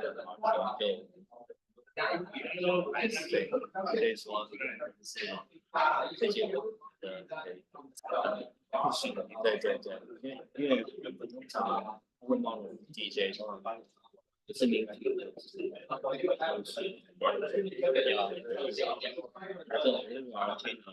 然后就是找不到一个好的商业，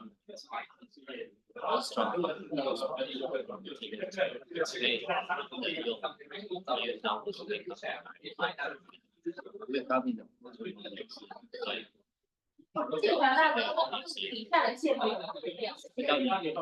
最主要就是到底什么样的model 在这个区间里面是可以变成这份的需求，就是你要找一个 weak copying 的软件，或者说某种 reach 你的 copying constant 可以那这个就很难，因为像数用 gap 那些都是专门的。我们从头开始。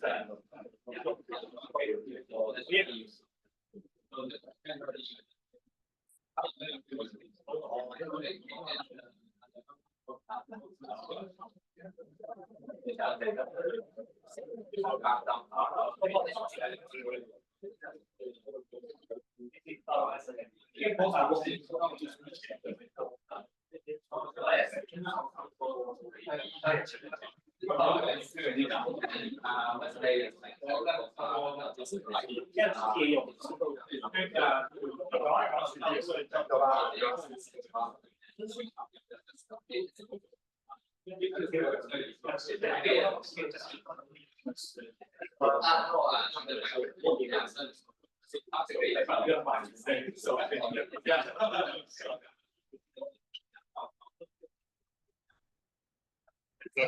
不要换一次？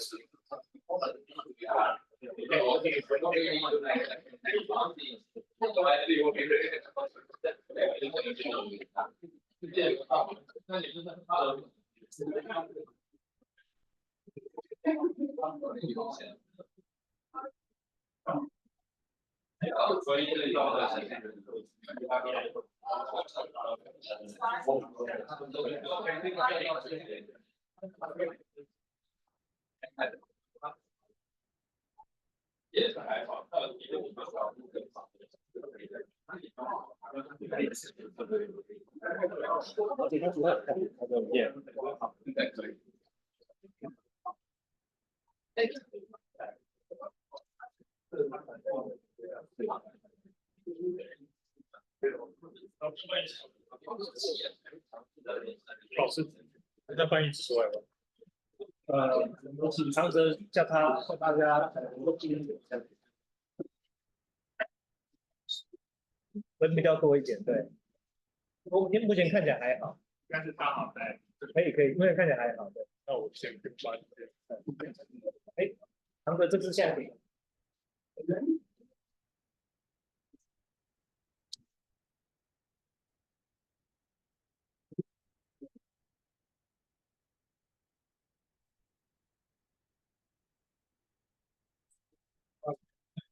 Okay. Oh.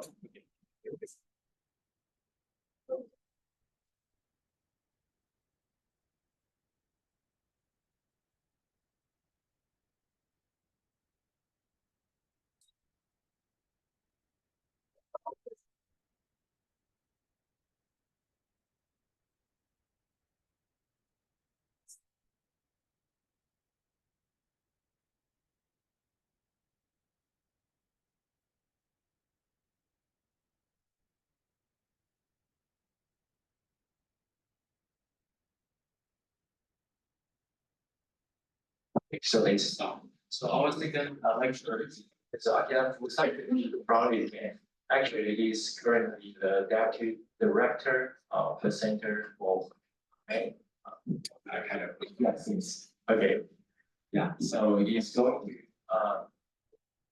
introduce the personalization of quantity interacting fermions and frequency systems. Okay. So let's welcome Professor Furusaki.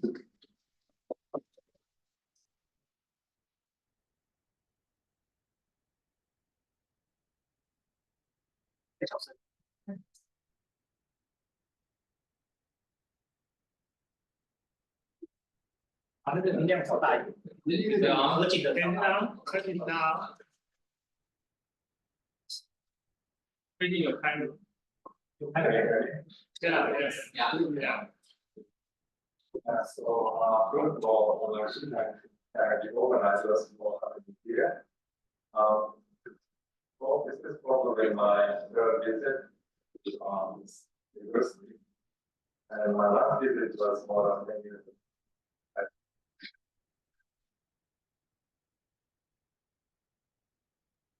Anyway, yeah, so as my director, you can see you all.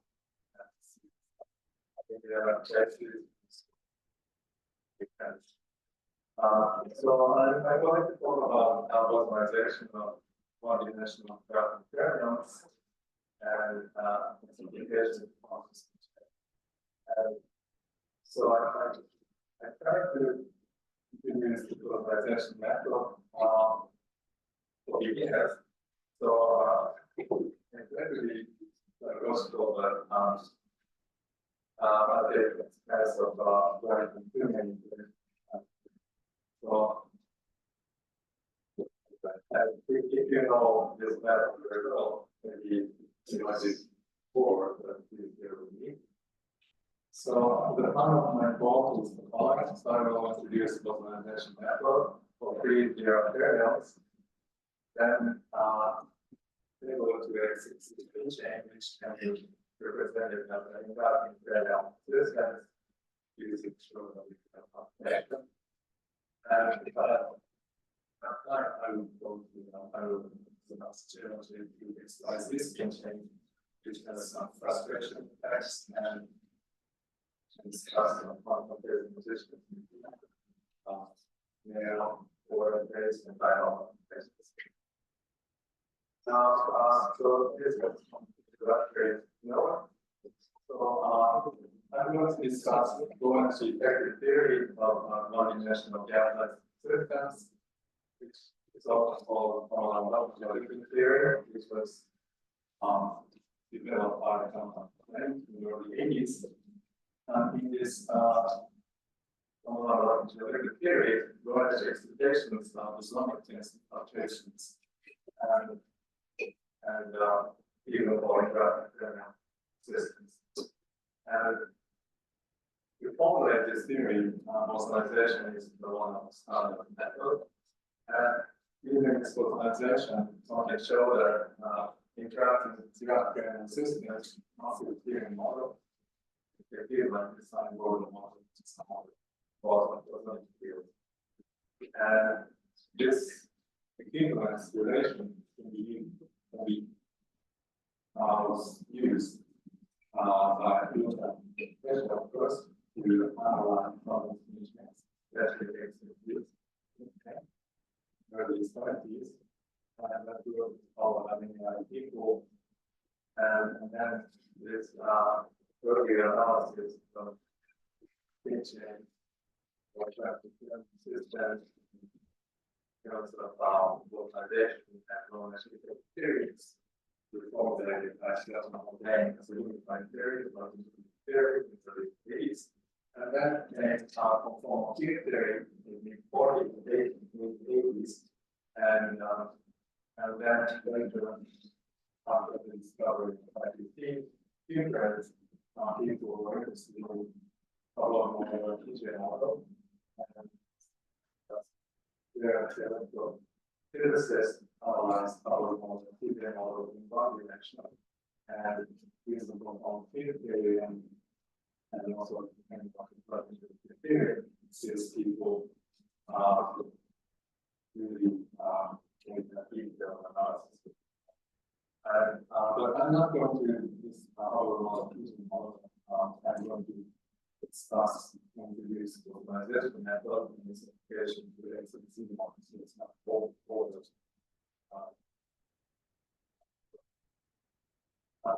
So, let me first discuss how to personalize three variables. So, we write the three systems in three bosons. And for simplicity, I ignore the field. So, let's begin there.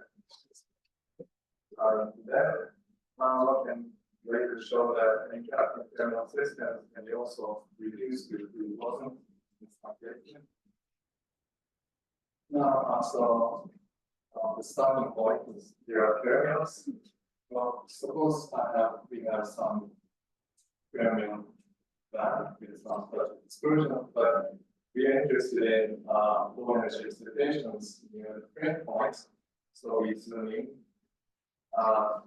this frame point where it goes there, and so zoom out and then linearize the dispersion. And extend linear dispersion from minus infinity plus infinity. Then the effective Hamiltonian for this linearized the fermions with linearized dispersion is simple form. Psi r is slowly varying part of the field operator, and that K is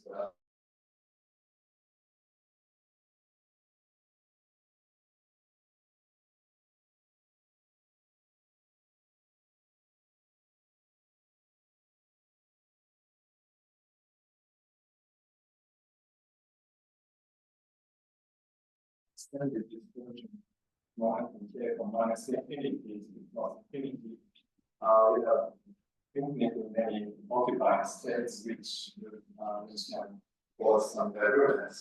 Therefore, to avoid the divergence problem, we need to introduce point splitting, so that on x is shifted by epsilon.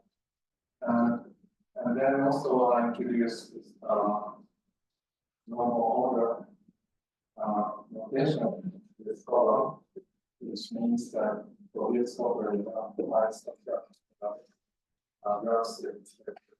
So the graph state of this system is fairly, which all the negative elements is solved. Then graph state expectation value of psi on x and on y is simply by this from the outside space from minus infinity to 0. And since this integral is divergent at k equals minus infinity, to make this integral convergent and introduce positive decimal alpha, and then this one. So this is similar at x equals 1. Alpha equals. Now, then this density operator or current operator is, and let's consider the confrontation relation between current operator and state operator. So, side on our side, and I think we'll get when you like this, and maybe it's in a delta function of x minus y. If we ignore epsilon 1 and epsilon 2, this is like upside down x side y minus side down x side there. The delta function y, so it almost looks 0, but things we have not divergent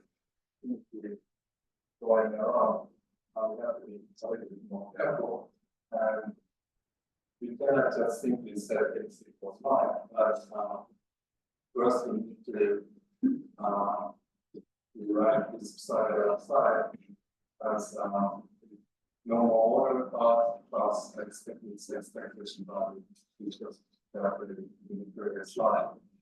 So then in the normal order part, we can simply set, and we can simply use this delta function and the normal order part cancels. When we take the limit is not 1 and it's not 0, but there is 1 or 2 by something. Both these one become delta function in the limit of I think we use this delta function and then x minus 1 becomes x from 1 by 2 and when you so to the small, this is the derivative of delta function. So we have no trivial combination. And the right hand side is now we can calculate the question of motion of that's the operator J from the Heisenberg equation, and we use we get from integration in JR and Ryan. So we have a simple wave equation for right moving density. This equation really shows that the density is moving to the right with velocity. Now this same equation of motion can be obtained by replacing this Hamiltonian, which are automatically divided by in this Hamiltonian with current square J square, which is called this is notation of Hamiltonian of 2 small. Now we can check that the same equation of motion can be obtained by using it. Our own Hamiltonian. So I know that using this computation relation that I brought with the complaint earlier. For the theory on this doing integration we get the same motion. So what we found is that Hamiltonian of the theory represented by NSYSU over the sphere. To synthesize all the patients in the left point. So we linearize which is good and this and point that we just must have. It is linearized excursion and then we will say exercise by introducing the density operator and if we find that recommendation that's completely wrong. Here that we will build a function with minus sign here and iteration of motion. And then is the same question motion that we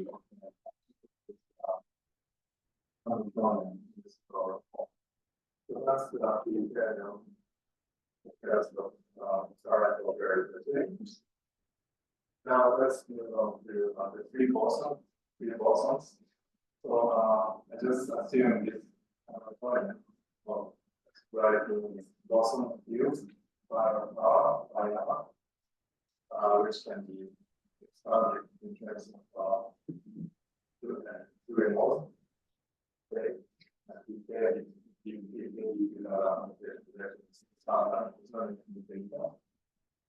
there if I plug in this expression into this integral, then I find this expression. So dk is very important to the energy dk. Now, when we get the expression, we can get expression of the field by our x and by our y. It's one function and that derivative is respect to y. We get this level function. This shows that if we regard by r as a coordinate variable, then you by the y is that this moment quantity. And using this direction, we can derive the equation of motion for the Hamiltonian field by simply calculating from this convection between R and this Hamiltonian. It shows that this Hamiltonian field is moving to the right, positive x direction, with velocity. And this expression of Hamiltonian expression motion suggests that we can identify the density operator of kernels with dx. So yes, the operator of kernels side out of side with one two dx. And since so it's being operated and considered as a part of the situation.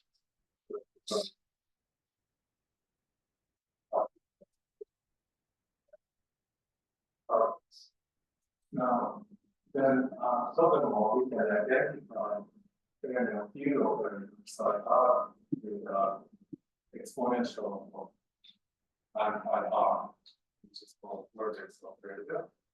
So if you calculate the product of exponential r and exponential y, and try to exchange these various molecules using the standard algebra of the operator, then we find that these two exponentials are against y. So this is Fermionic operator. And we can also check the commutative relation between exponential y and d by dy. this exponential or apply using this integration time. This is given this complicated the function and this function which is like the correlated inside our cycle. So this also suggests that the design implication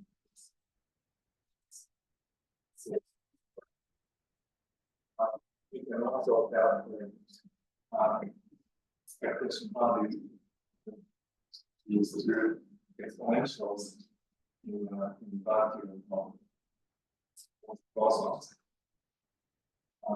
Then just doing sort of manipulation, but finds that this expectation value is given this. So this is you can compare this result with expectation function side by side, and we try to use this formula to divide up that and identify side and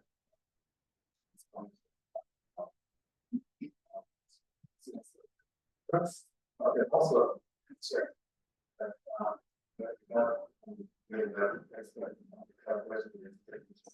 we can directly show that from other communication relations.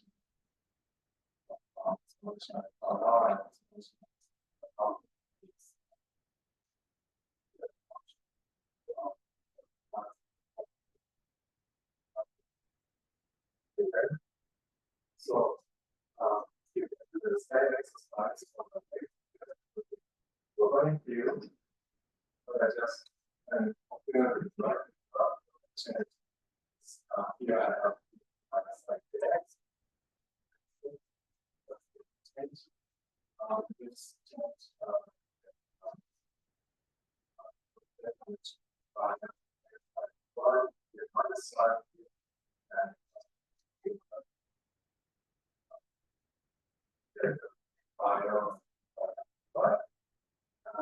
then given this formulated progression of motion is given by this expression showing that the RL is indeed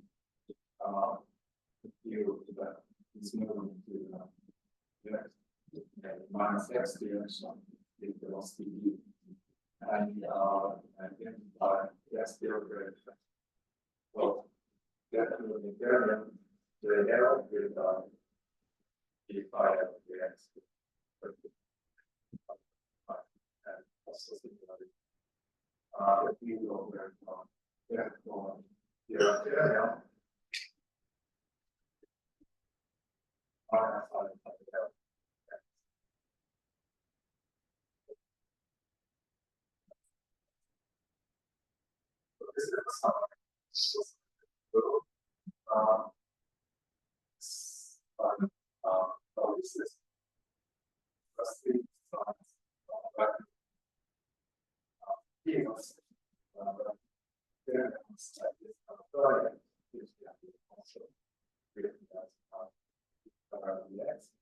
this is there are spheres in our hall. The current movement, yes, we will get operated. They are side by side, but yes, small. And we start the presentation. So there are more or less the same, but there are some minus signs. Even there. Right? From is left moving here phi L and right moving to phi R. But if we have the linear combination, we can introduce phi field and theta field. Then so we just combine the field of and then the area of theta phi is a molecular conjugate.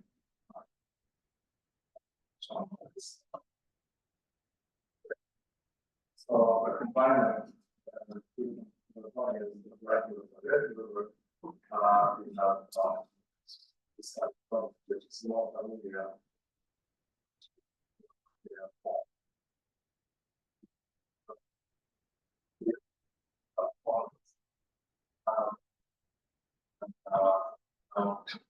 the variant fields. Some.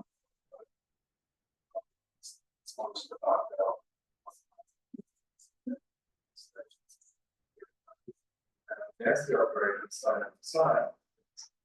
That has a constant and flowing during you find there, and also the cross from side R, side L, side L, side R is really an oscillation by either.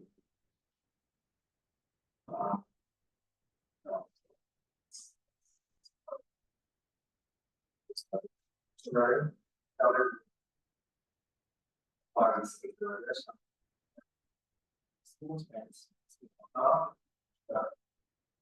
One of the chance from naturally here when we consider strongly correlated systems, for example, if you consider models that you have the other one that you have here, so we have one electron to some and one side we follow here, which is strong.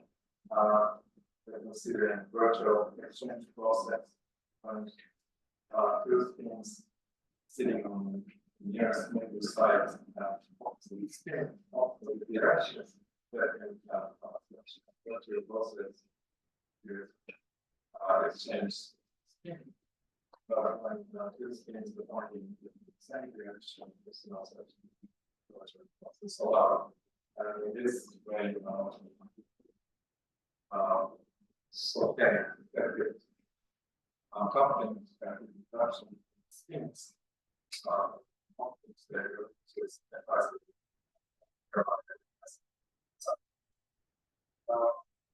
so that's the notation that we consider algorithm slightly different model. So instead of constant passenger model, we have to consider X and Z models.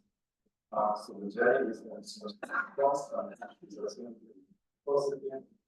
But I use an extra parameter scale, which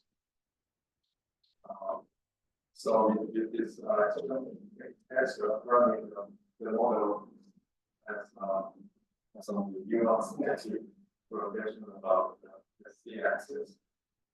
But when delta equals 1, we have a magnitude much used.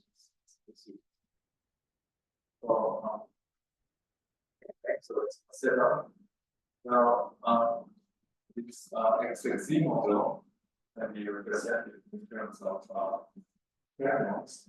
The idea is that C1 half can be C1 half can be represented as variables by identifying the state as C equals 1 half.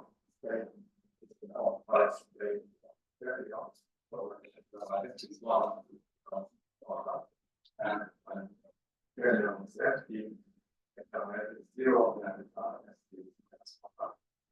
so multiplies the variable is in up and down and direction. Then there is an operational scheme, it's plus, and you consider it inside. But since single variables is only variable operators today these operators on different sides, the other we have to do this string operator functional by sides. Now by doing this, Jordan mentioned XXZ model can be this so the first comes from SX plus Y5 because it's near stable option and then it's the caption but this delta becomes this SCF, the operated by and we understand that this delta is relatively small, so it starts from this talking about us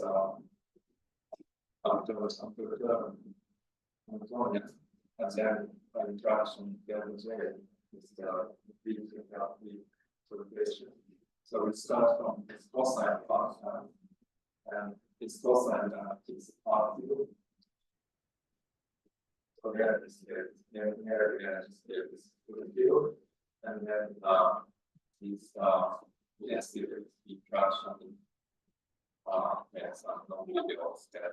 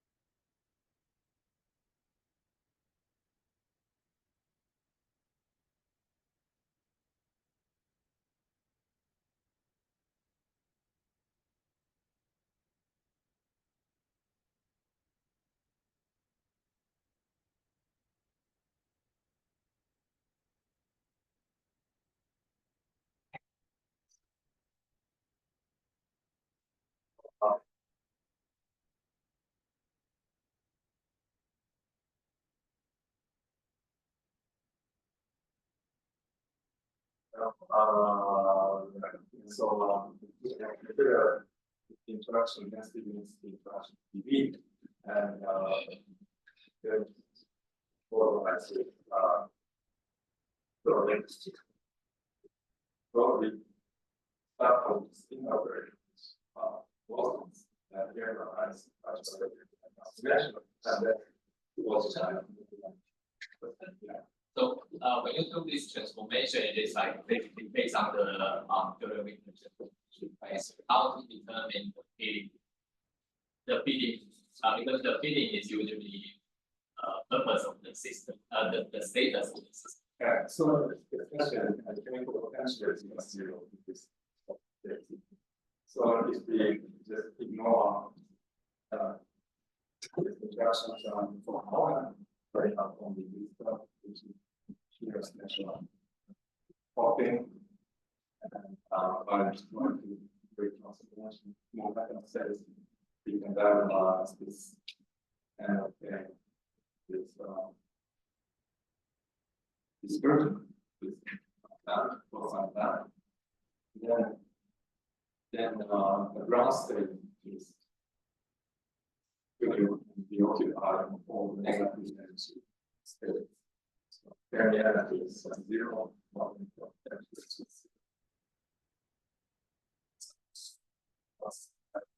minus 5.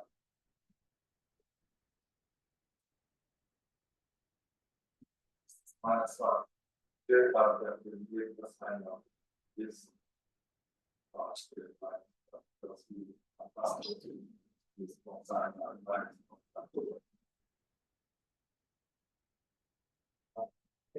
So then we take continually and was nice. So continually for continuous approximation means that when you have some summation of some functions of side index, then if this J is non-linear from side to side, then you're going to sum integral. Like this in this which is not sensing. But when the integral function is rapidly possibly such that then the foundation of this second term can be ignored. So now the cosine that we do the same exercise linearized excursion around the parent points it was now it's not as good and linearized excursion and energy and extend those lines.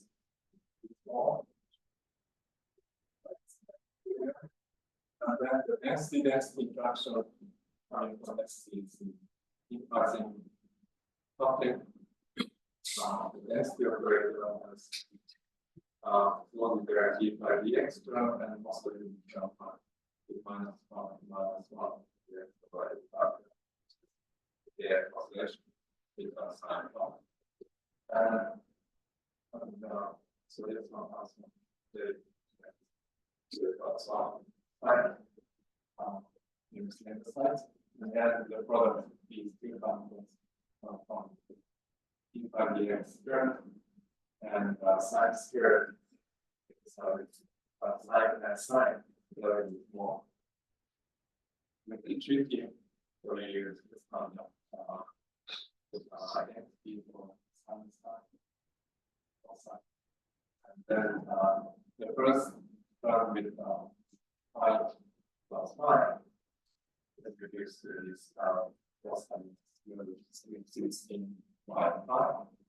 But in the next term, we have a difference in 5x and 5x. And this one is a little it's more okay. So actually you need to do one more organ of this cosine operator.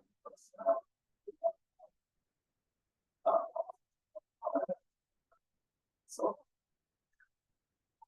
one more organ here means that something operator dk, the manipulation operator dk is moved to the right hand side. Creation operator cosines dk data is moved to the left. And somehow doing that, after doing the order, you can approximate these different style derivatives. And also, actually, by doing normal ordering, it's factor alpha replaced by which is the technical detail that it happens. And then by doing normal ordering, we can extend this cosine. Cosine is 1 minus 1 out of here. So we have this. And so on this, that just may get another population of the dx here. That's why we have 5 to overcome 5 here. In there to us. Anyway, from the yesterday, we got and sine.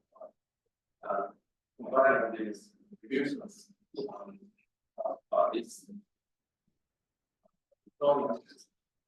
then from here I define velocity v this way and from the dimension to parameter this expression there is some small right and from the positive now, so should note that this function parameter k is 1 and delta is 0. If point that delta is positive.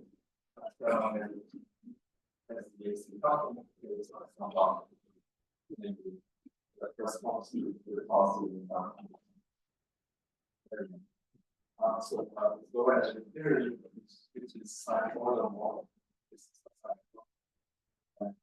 This model can be analyzed using partial transformation. So we're going to actually the derivation of partial regression to use it use only a moment of part of scheme. Just on the right, so with partial regression.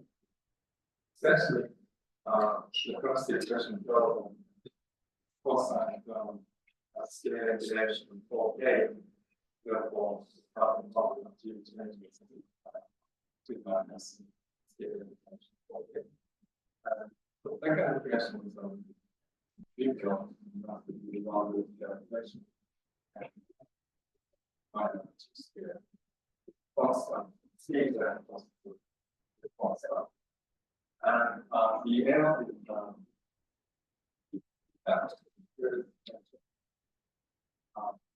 when we change system from L to L to L, or when we change magnitude of E to E minus D, which is L.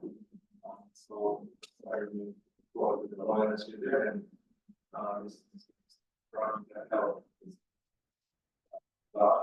Now the initial condition to solve this differential equation is it's not right.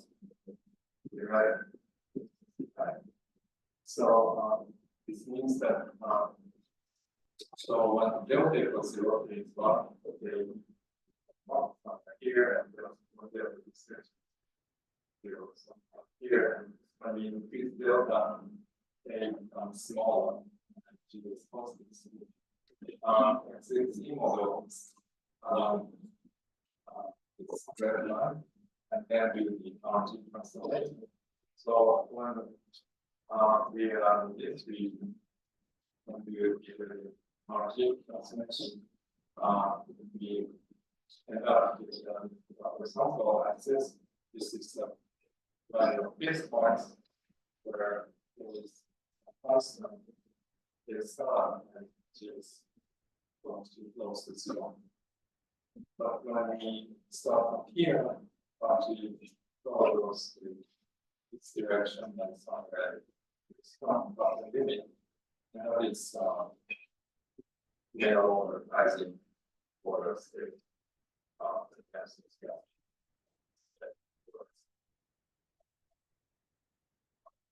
It's from value of K. Yes, one larger one.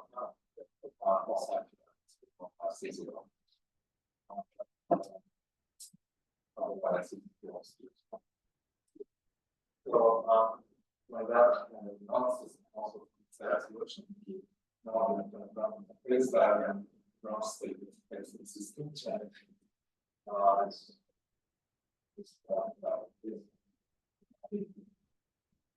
Picture. So there is not a lot, or as we have in the program, we have the RAS that is to form the chair and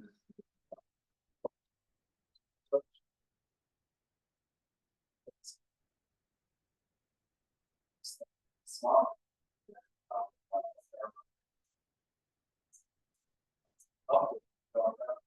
That's all.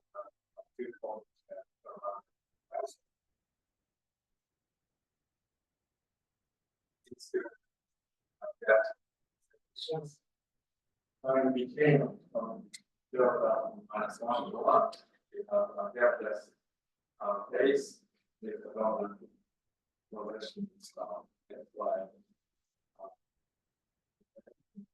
but that's here's a longer road. The velocity of the parameter, velocity, spin velocity is actually not to be to have this form in this definite here too. on the downside of pollution. And this question is as a sort of the targets and the other slides on slides on.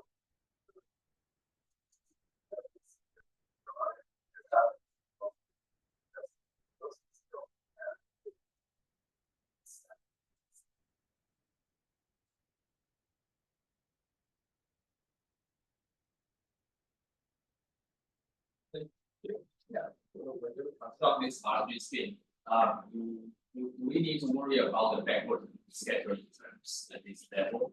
So, yeah. So we start from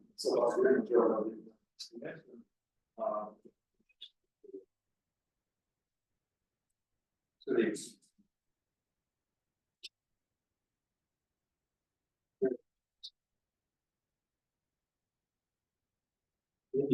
I was not doing it. I had a problem. I was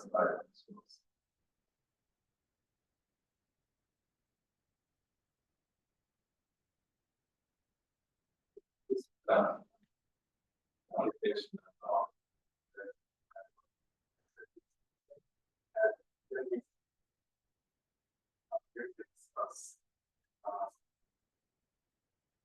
slide is additional next year's JQ.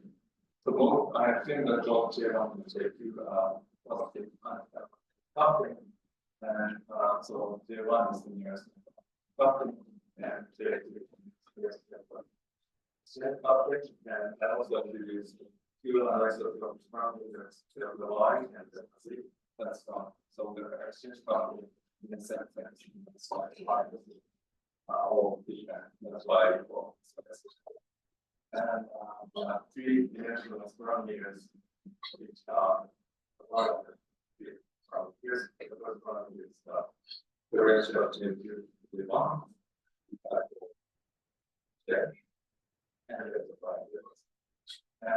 we consider this J to J1 to be not to be let's not so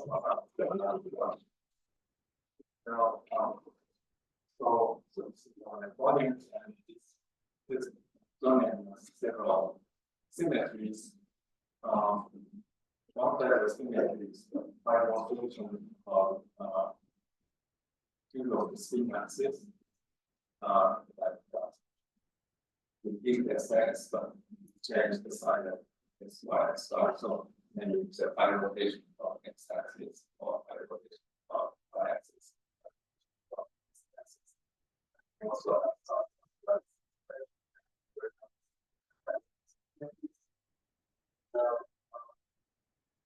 this model has 4 different kinds of non-gradual analysis. Three of them are there. This is IT on the basis. So for example, when delta y and delta z are small and doing non-functions, you can see the fx and 1 year stabilizing in functions between sx and z. There they are obviously rising for the x and x direction. Similarly, when delta y is big, then rising over is one direction and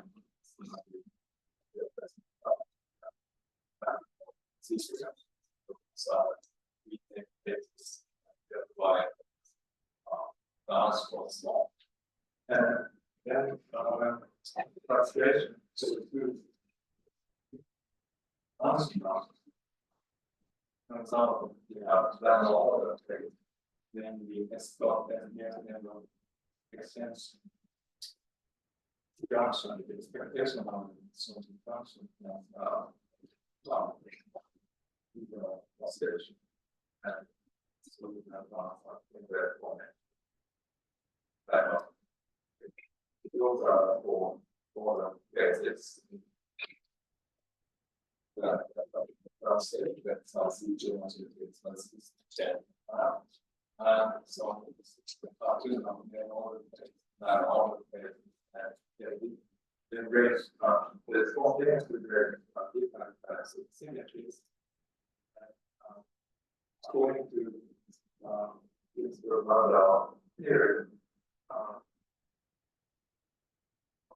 about direct continuous conditions experiences because there's a very background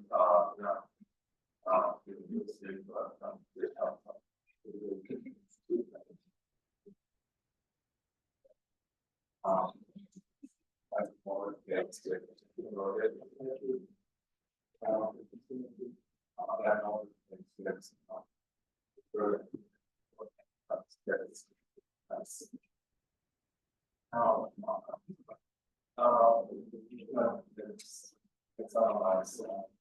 There's like the model using the development of the transformation post-transaction. So we do the development of transformation. This is the same expression that I did. And everything was by the different ways.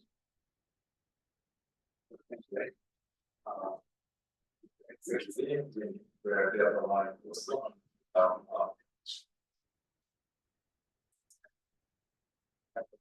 I'm sorry, so objective without some extra the operator here and so on. There are some and then we create continuity by reducing the exploding very on and writing very on operators. And this first and all analysis great and actually for the RIKEN runs analysis version. And then the other runs density of comparative terms is comparative right. So these two terms minus have slide one, slide else, and slide out, slide out. And those are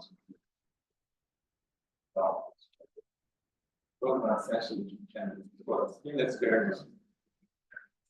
Those can be dangerous. Those are false terms. You can the cross terms can be written sketching terms by extensive terms. Essentially, sort of and for upward models, in degrees of freedom, we develop speed view plus negative term. And that introduces all that steam set, charge set, steam set.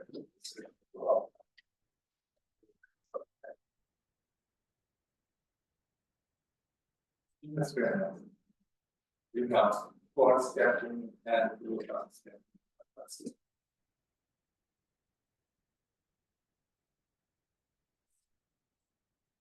Water inside the grounds. Eventually, you'd like to have normal water outside as well, but this way you can directly derive this normal water outside in terms of heat time. Five feelings. And then this curve gives some constant plus normal. So yes. Eventually we back it up normal outside.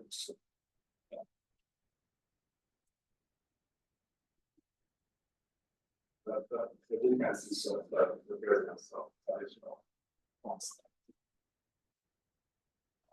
And then addition.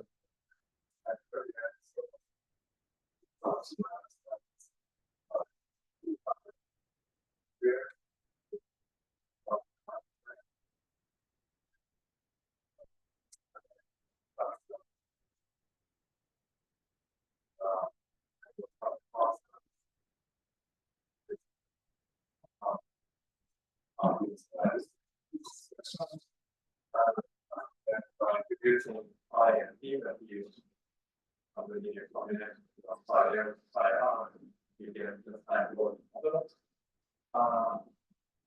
Actually, here I changed the different normalization of psi here and here. Here I use the 4 for both with that here. And to apply it, it goes down. Expression of signal variables in terms of finite inside the measured. So let us see a variable, the uniform part is 0 by dx and by 30 on S1, and then this plus 30 on the also a second. So with this this can be desired by tolerance that and expressions and by looking at considering the minus there, so then all the time is f and x with small sign theta and now for one direction sine theta and the direction and it turns out general order from by cosine.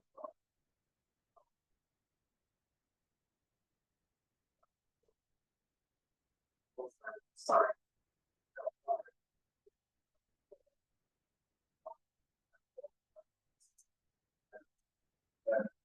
Sine order.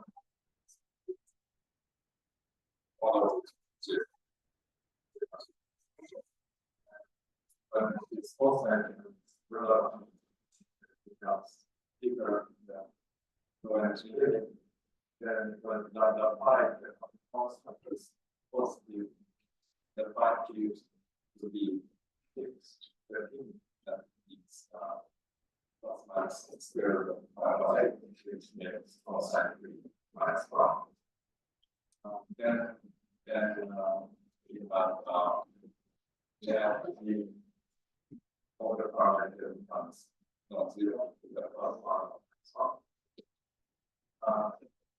Or alternatively, constant standard, then by the either 0 or 1 0 which makes this cosine plus 1. Then we have cosine that line of the value plus 1. So this way, we have these order parameters and out of these 5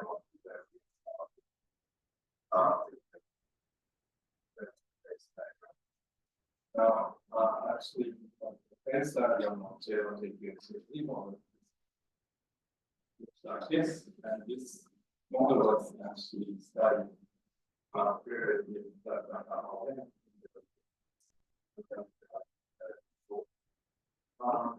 so this is the theory design model, and when we have symmetry until the y and the equals 1.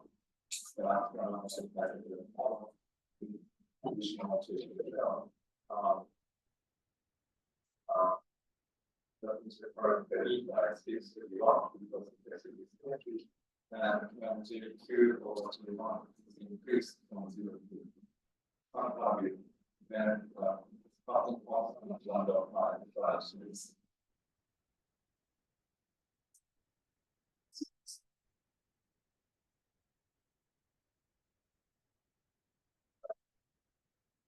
since lambda of 1, we have 2 order traces, and by increasing 0 to 2, lambda 5 changes sign from positive to negative, and that's how this transition passing order traces.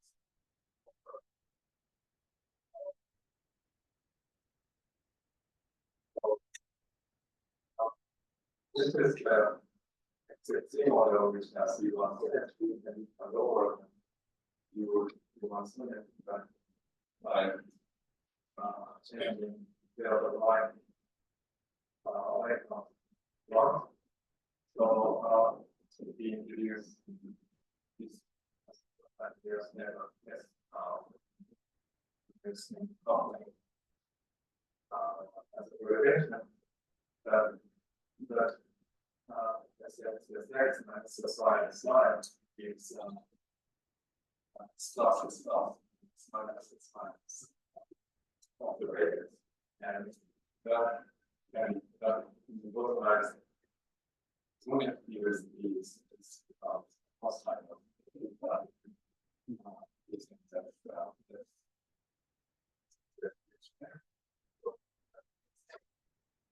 it's hostile relevant correlation that effects in either these values depending on whether the polarized particle was one. And this is correspond to RIKEN as more like reaction as well.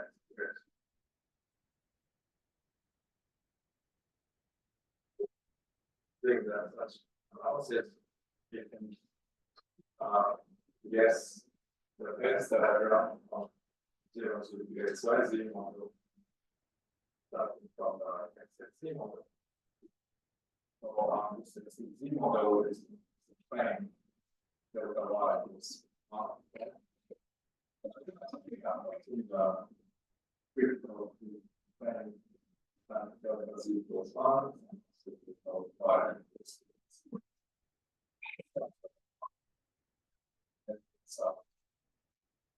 There's position in down or raising down, is also a critical plane. And these features can be understood by various ways, but we have done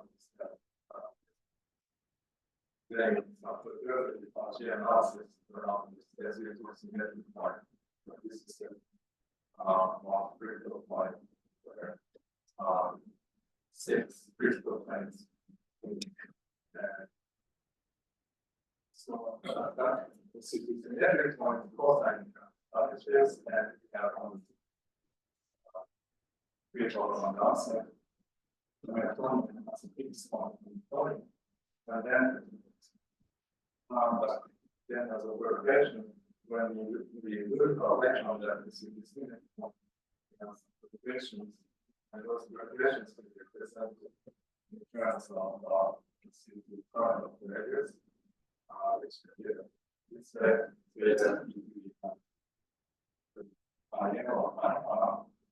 or the current operators of the NSYSU overall,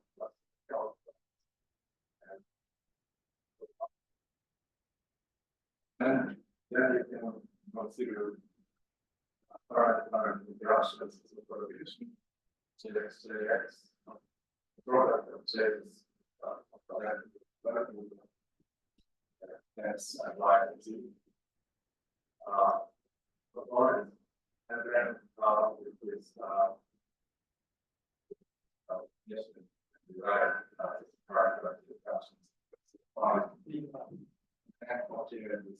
is with the assignable model. That's clear.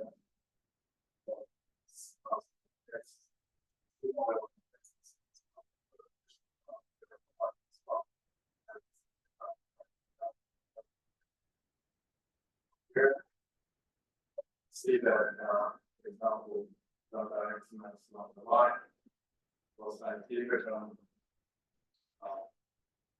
Here is what the y is called. Here the y and so on.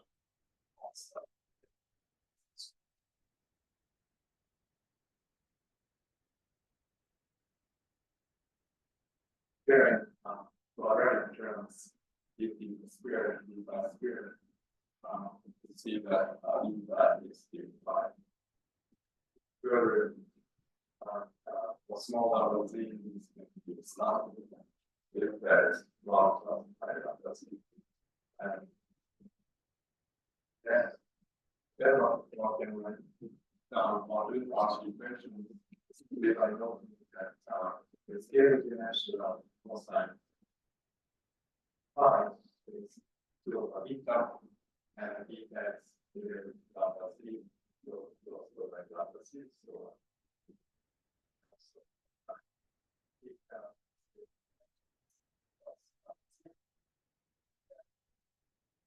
question down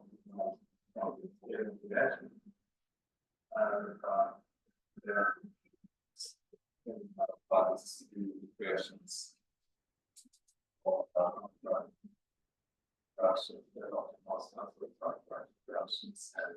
Then from that, the setting reference value equals to 0, we see that there are 3 lines of fixed points. For example, one line next to from the 1 to 0. And so on. So those lines of fixed points. And for example, one line equals y, when assumes that the y was 1. Then we have these 2 arms to questions, and the arms are closed. So when we start somewhere here, closed and that with 9 and 5 points, we're going to have 0. But if we start from somewhere else, we go to either this certain fixed point, which is fixed point next, or this. That means that this positive number is this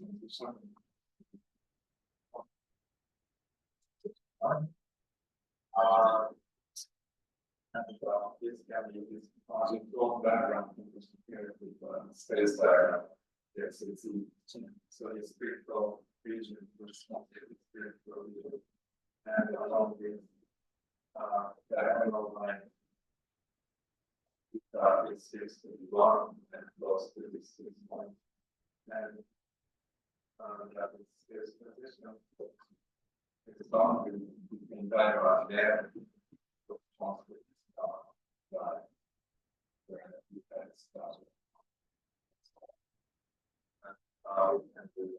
And the analysis for other planes and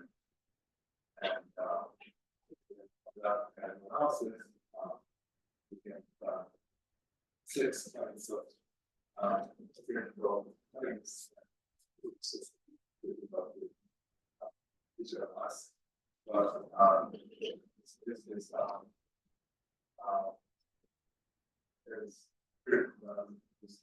there's it's spiritual planes this is different points and 6 planes is correspond to those 3 critical planes in different elements and also the dynamics. Yeah. So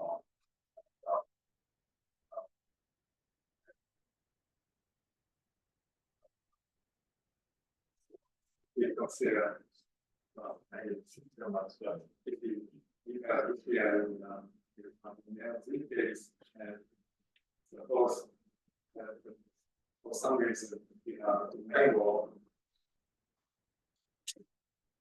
case that so now it is minus it's the 205 by 8 or 3 times 205 by 8 and enable then in my case goes to square root of magnitude where and where then all product is so the enable of the LC is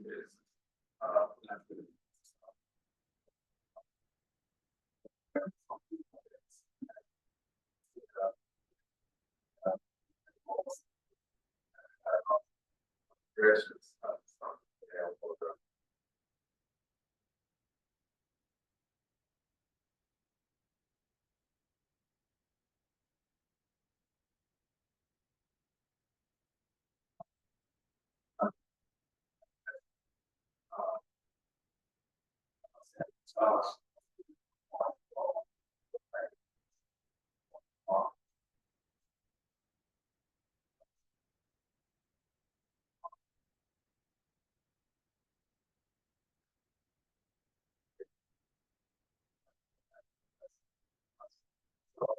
Somewhere.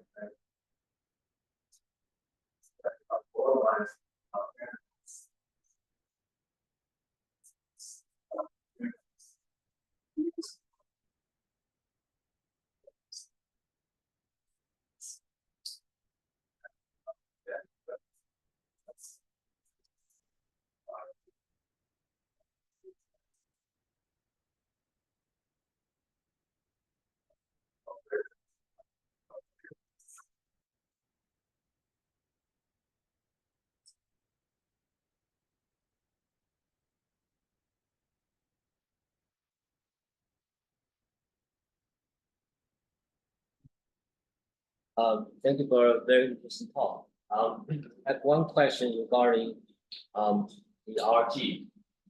So the map is Hamiltonian out to the boson, right?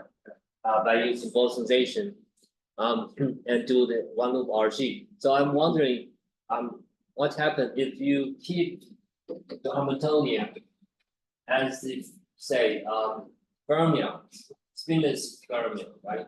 By Jordan with the transformation. And is it possible to do the one loop RG on the fermion? And do expect, I suppose the base angle should be the same. Or some different details or with solvents and like that. Base sides.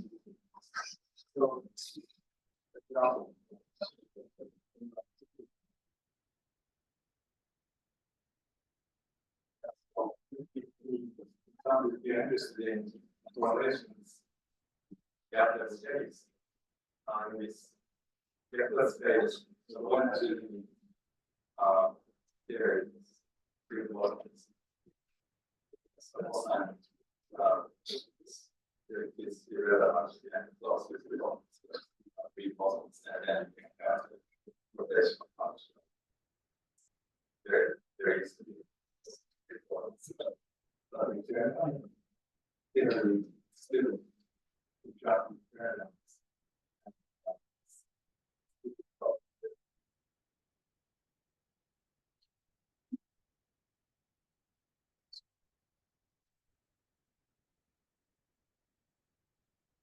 So I can imagine for a fermionic theory, I can also do the one loop RG, right? Yes. But do I get the same phase diagram that you obtain by this bosonization approach? That's my question. Yeah. So I understand that if you keep the Hamiltonians at fermionic level and the interactions are there, right? So You it's can do the one loop analysis.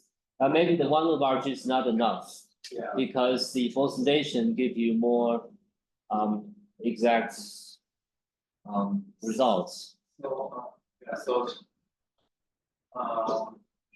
yeah, but we're using to our connection and divide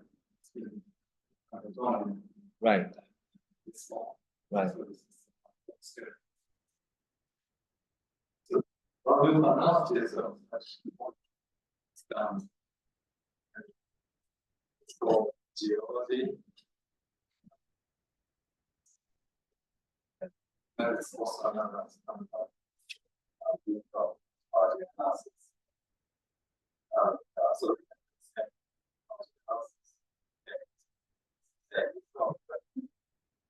this is deep analysis.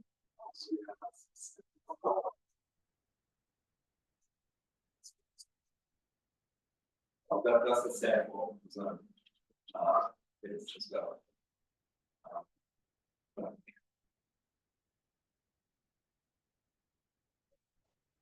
The more step, exactly maximum steps by that. Very honest representation, those are the council.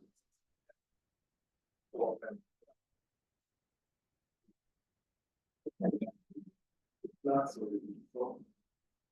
Let's see. It's more complicated. Thank you. Is it possible that central charge that's at one theory from this whole issues?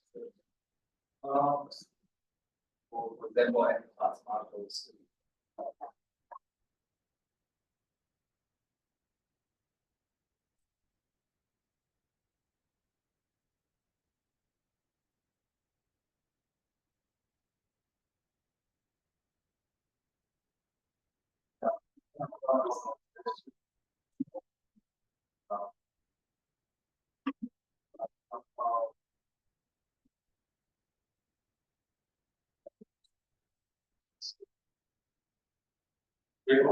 Yeah, it always starts with both of sequences, right? So I guess I can get C larger than one see the two copies of three both.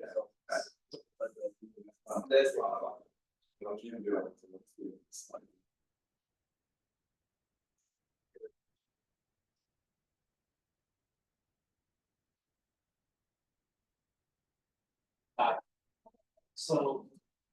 So the second part is all the performance. Is that breaking of the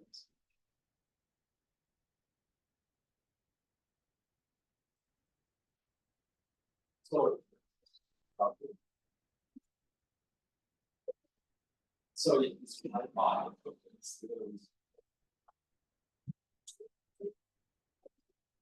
but with the label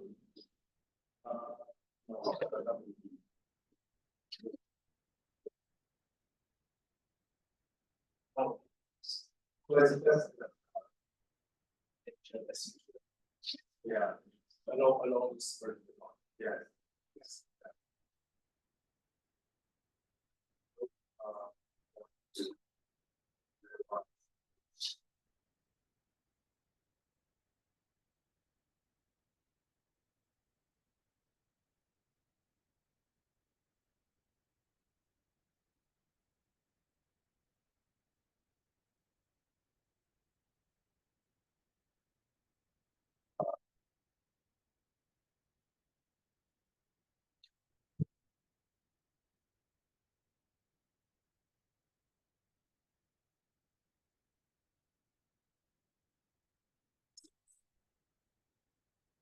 space.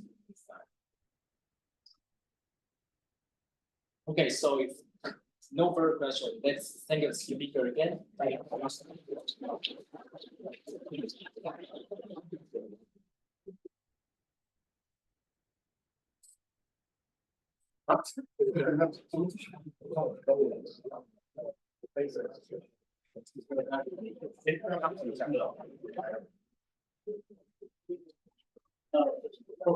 Professors, organizers, speakers, please go to room 247 to have lunch. The room here is very crowded, so want to search here. Yeah. Room 427.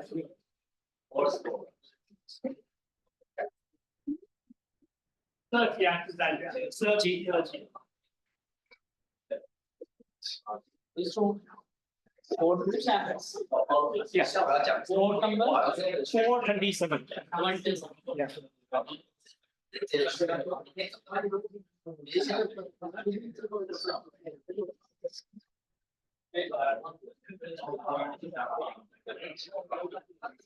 Hello, everyone. We can eat here, have lunch here, or in the classroom next year.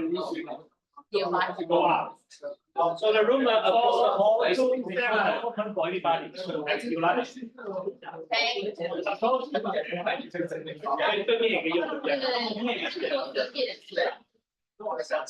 就是对面是两个。那我计算过程没有？哦，了解了解。那个给打算光电系。设计。Professors for lectures can go to, speakers can go to 427 to have lunch, okay? Professors and teachers. 没有啦，就说他换，不好来这里有买有用这边就好了，今天看起来 OK 吧？等一下可以问大家。So, we can have lunch now.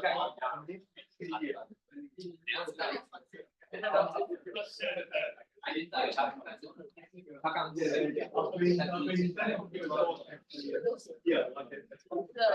设计。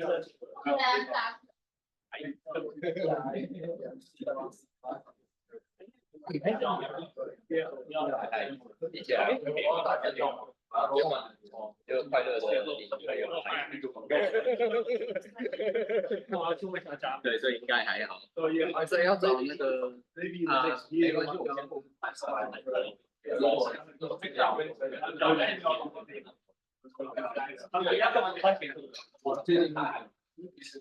他明天没有我的时候，你跟他聊完，另外就帮我们带到设计。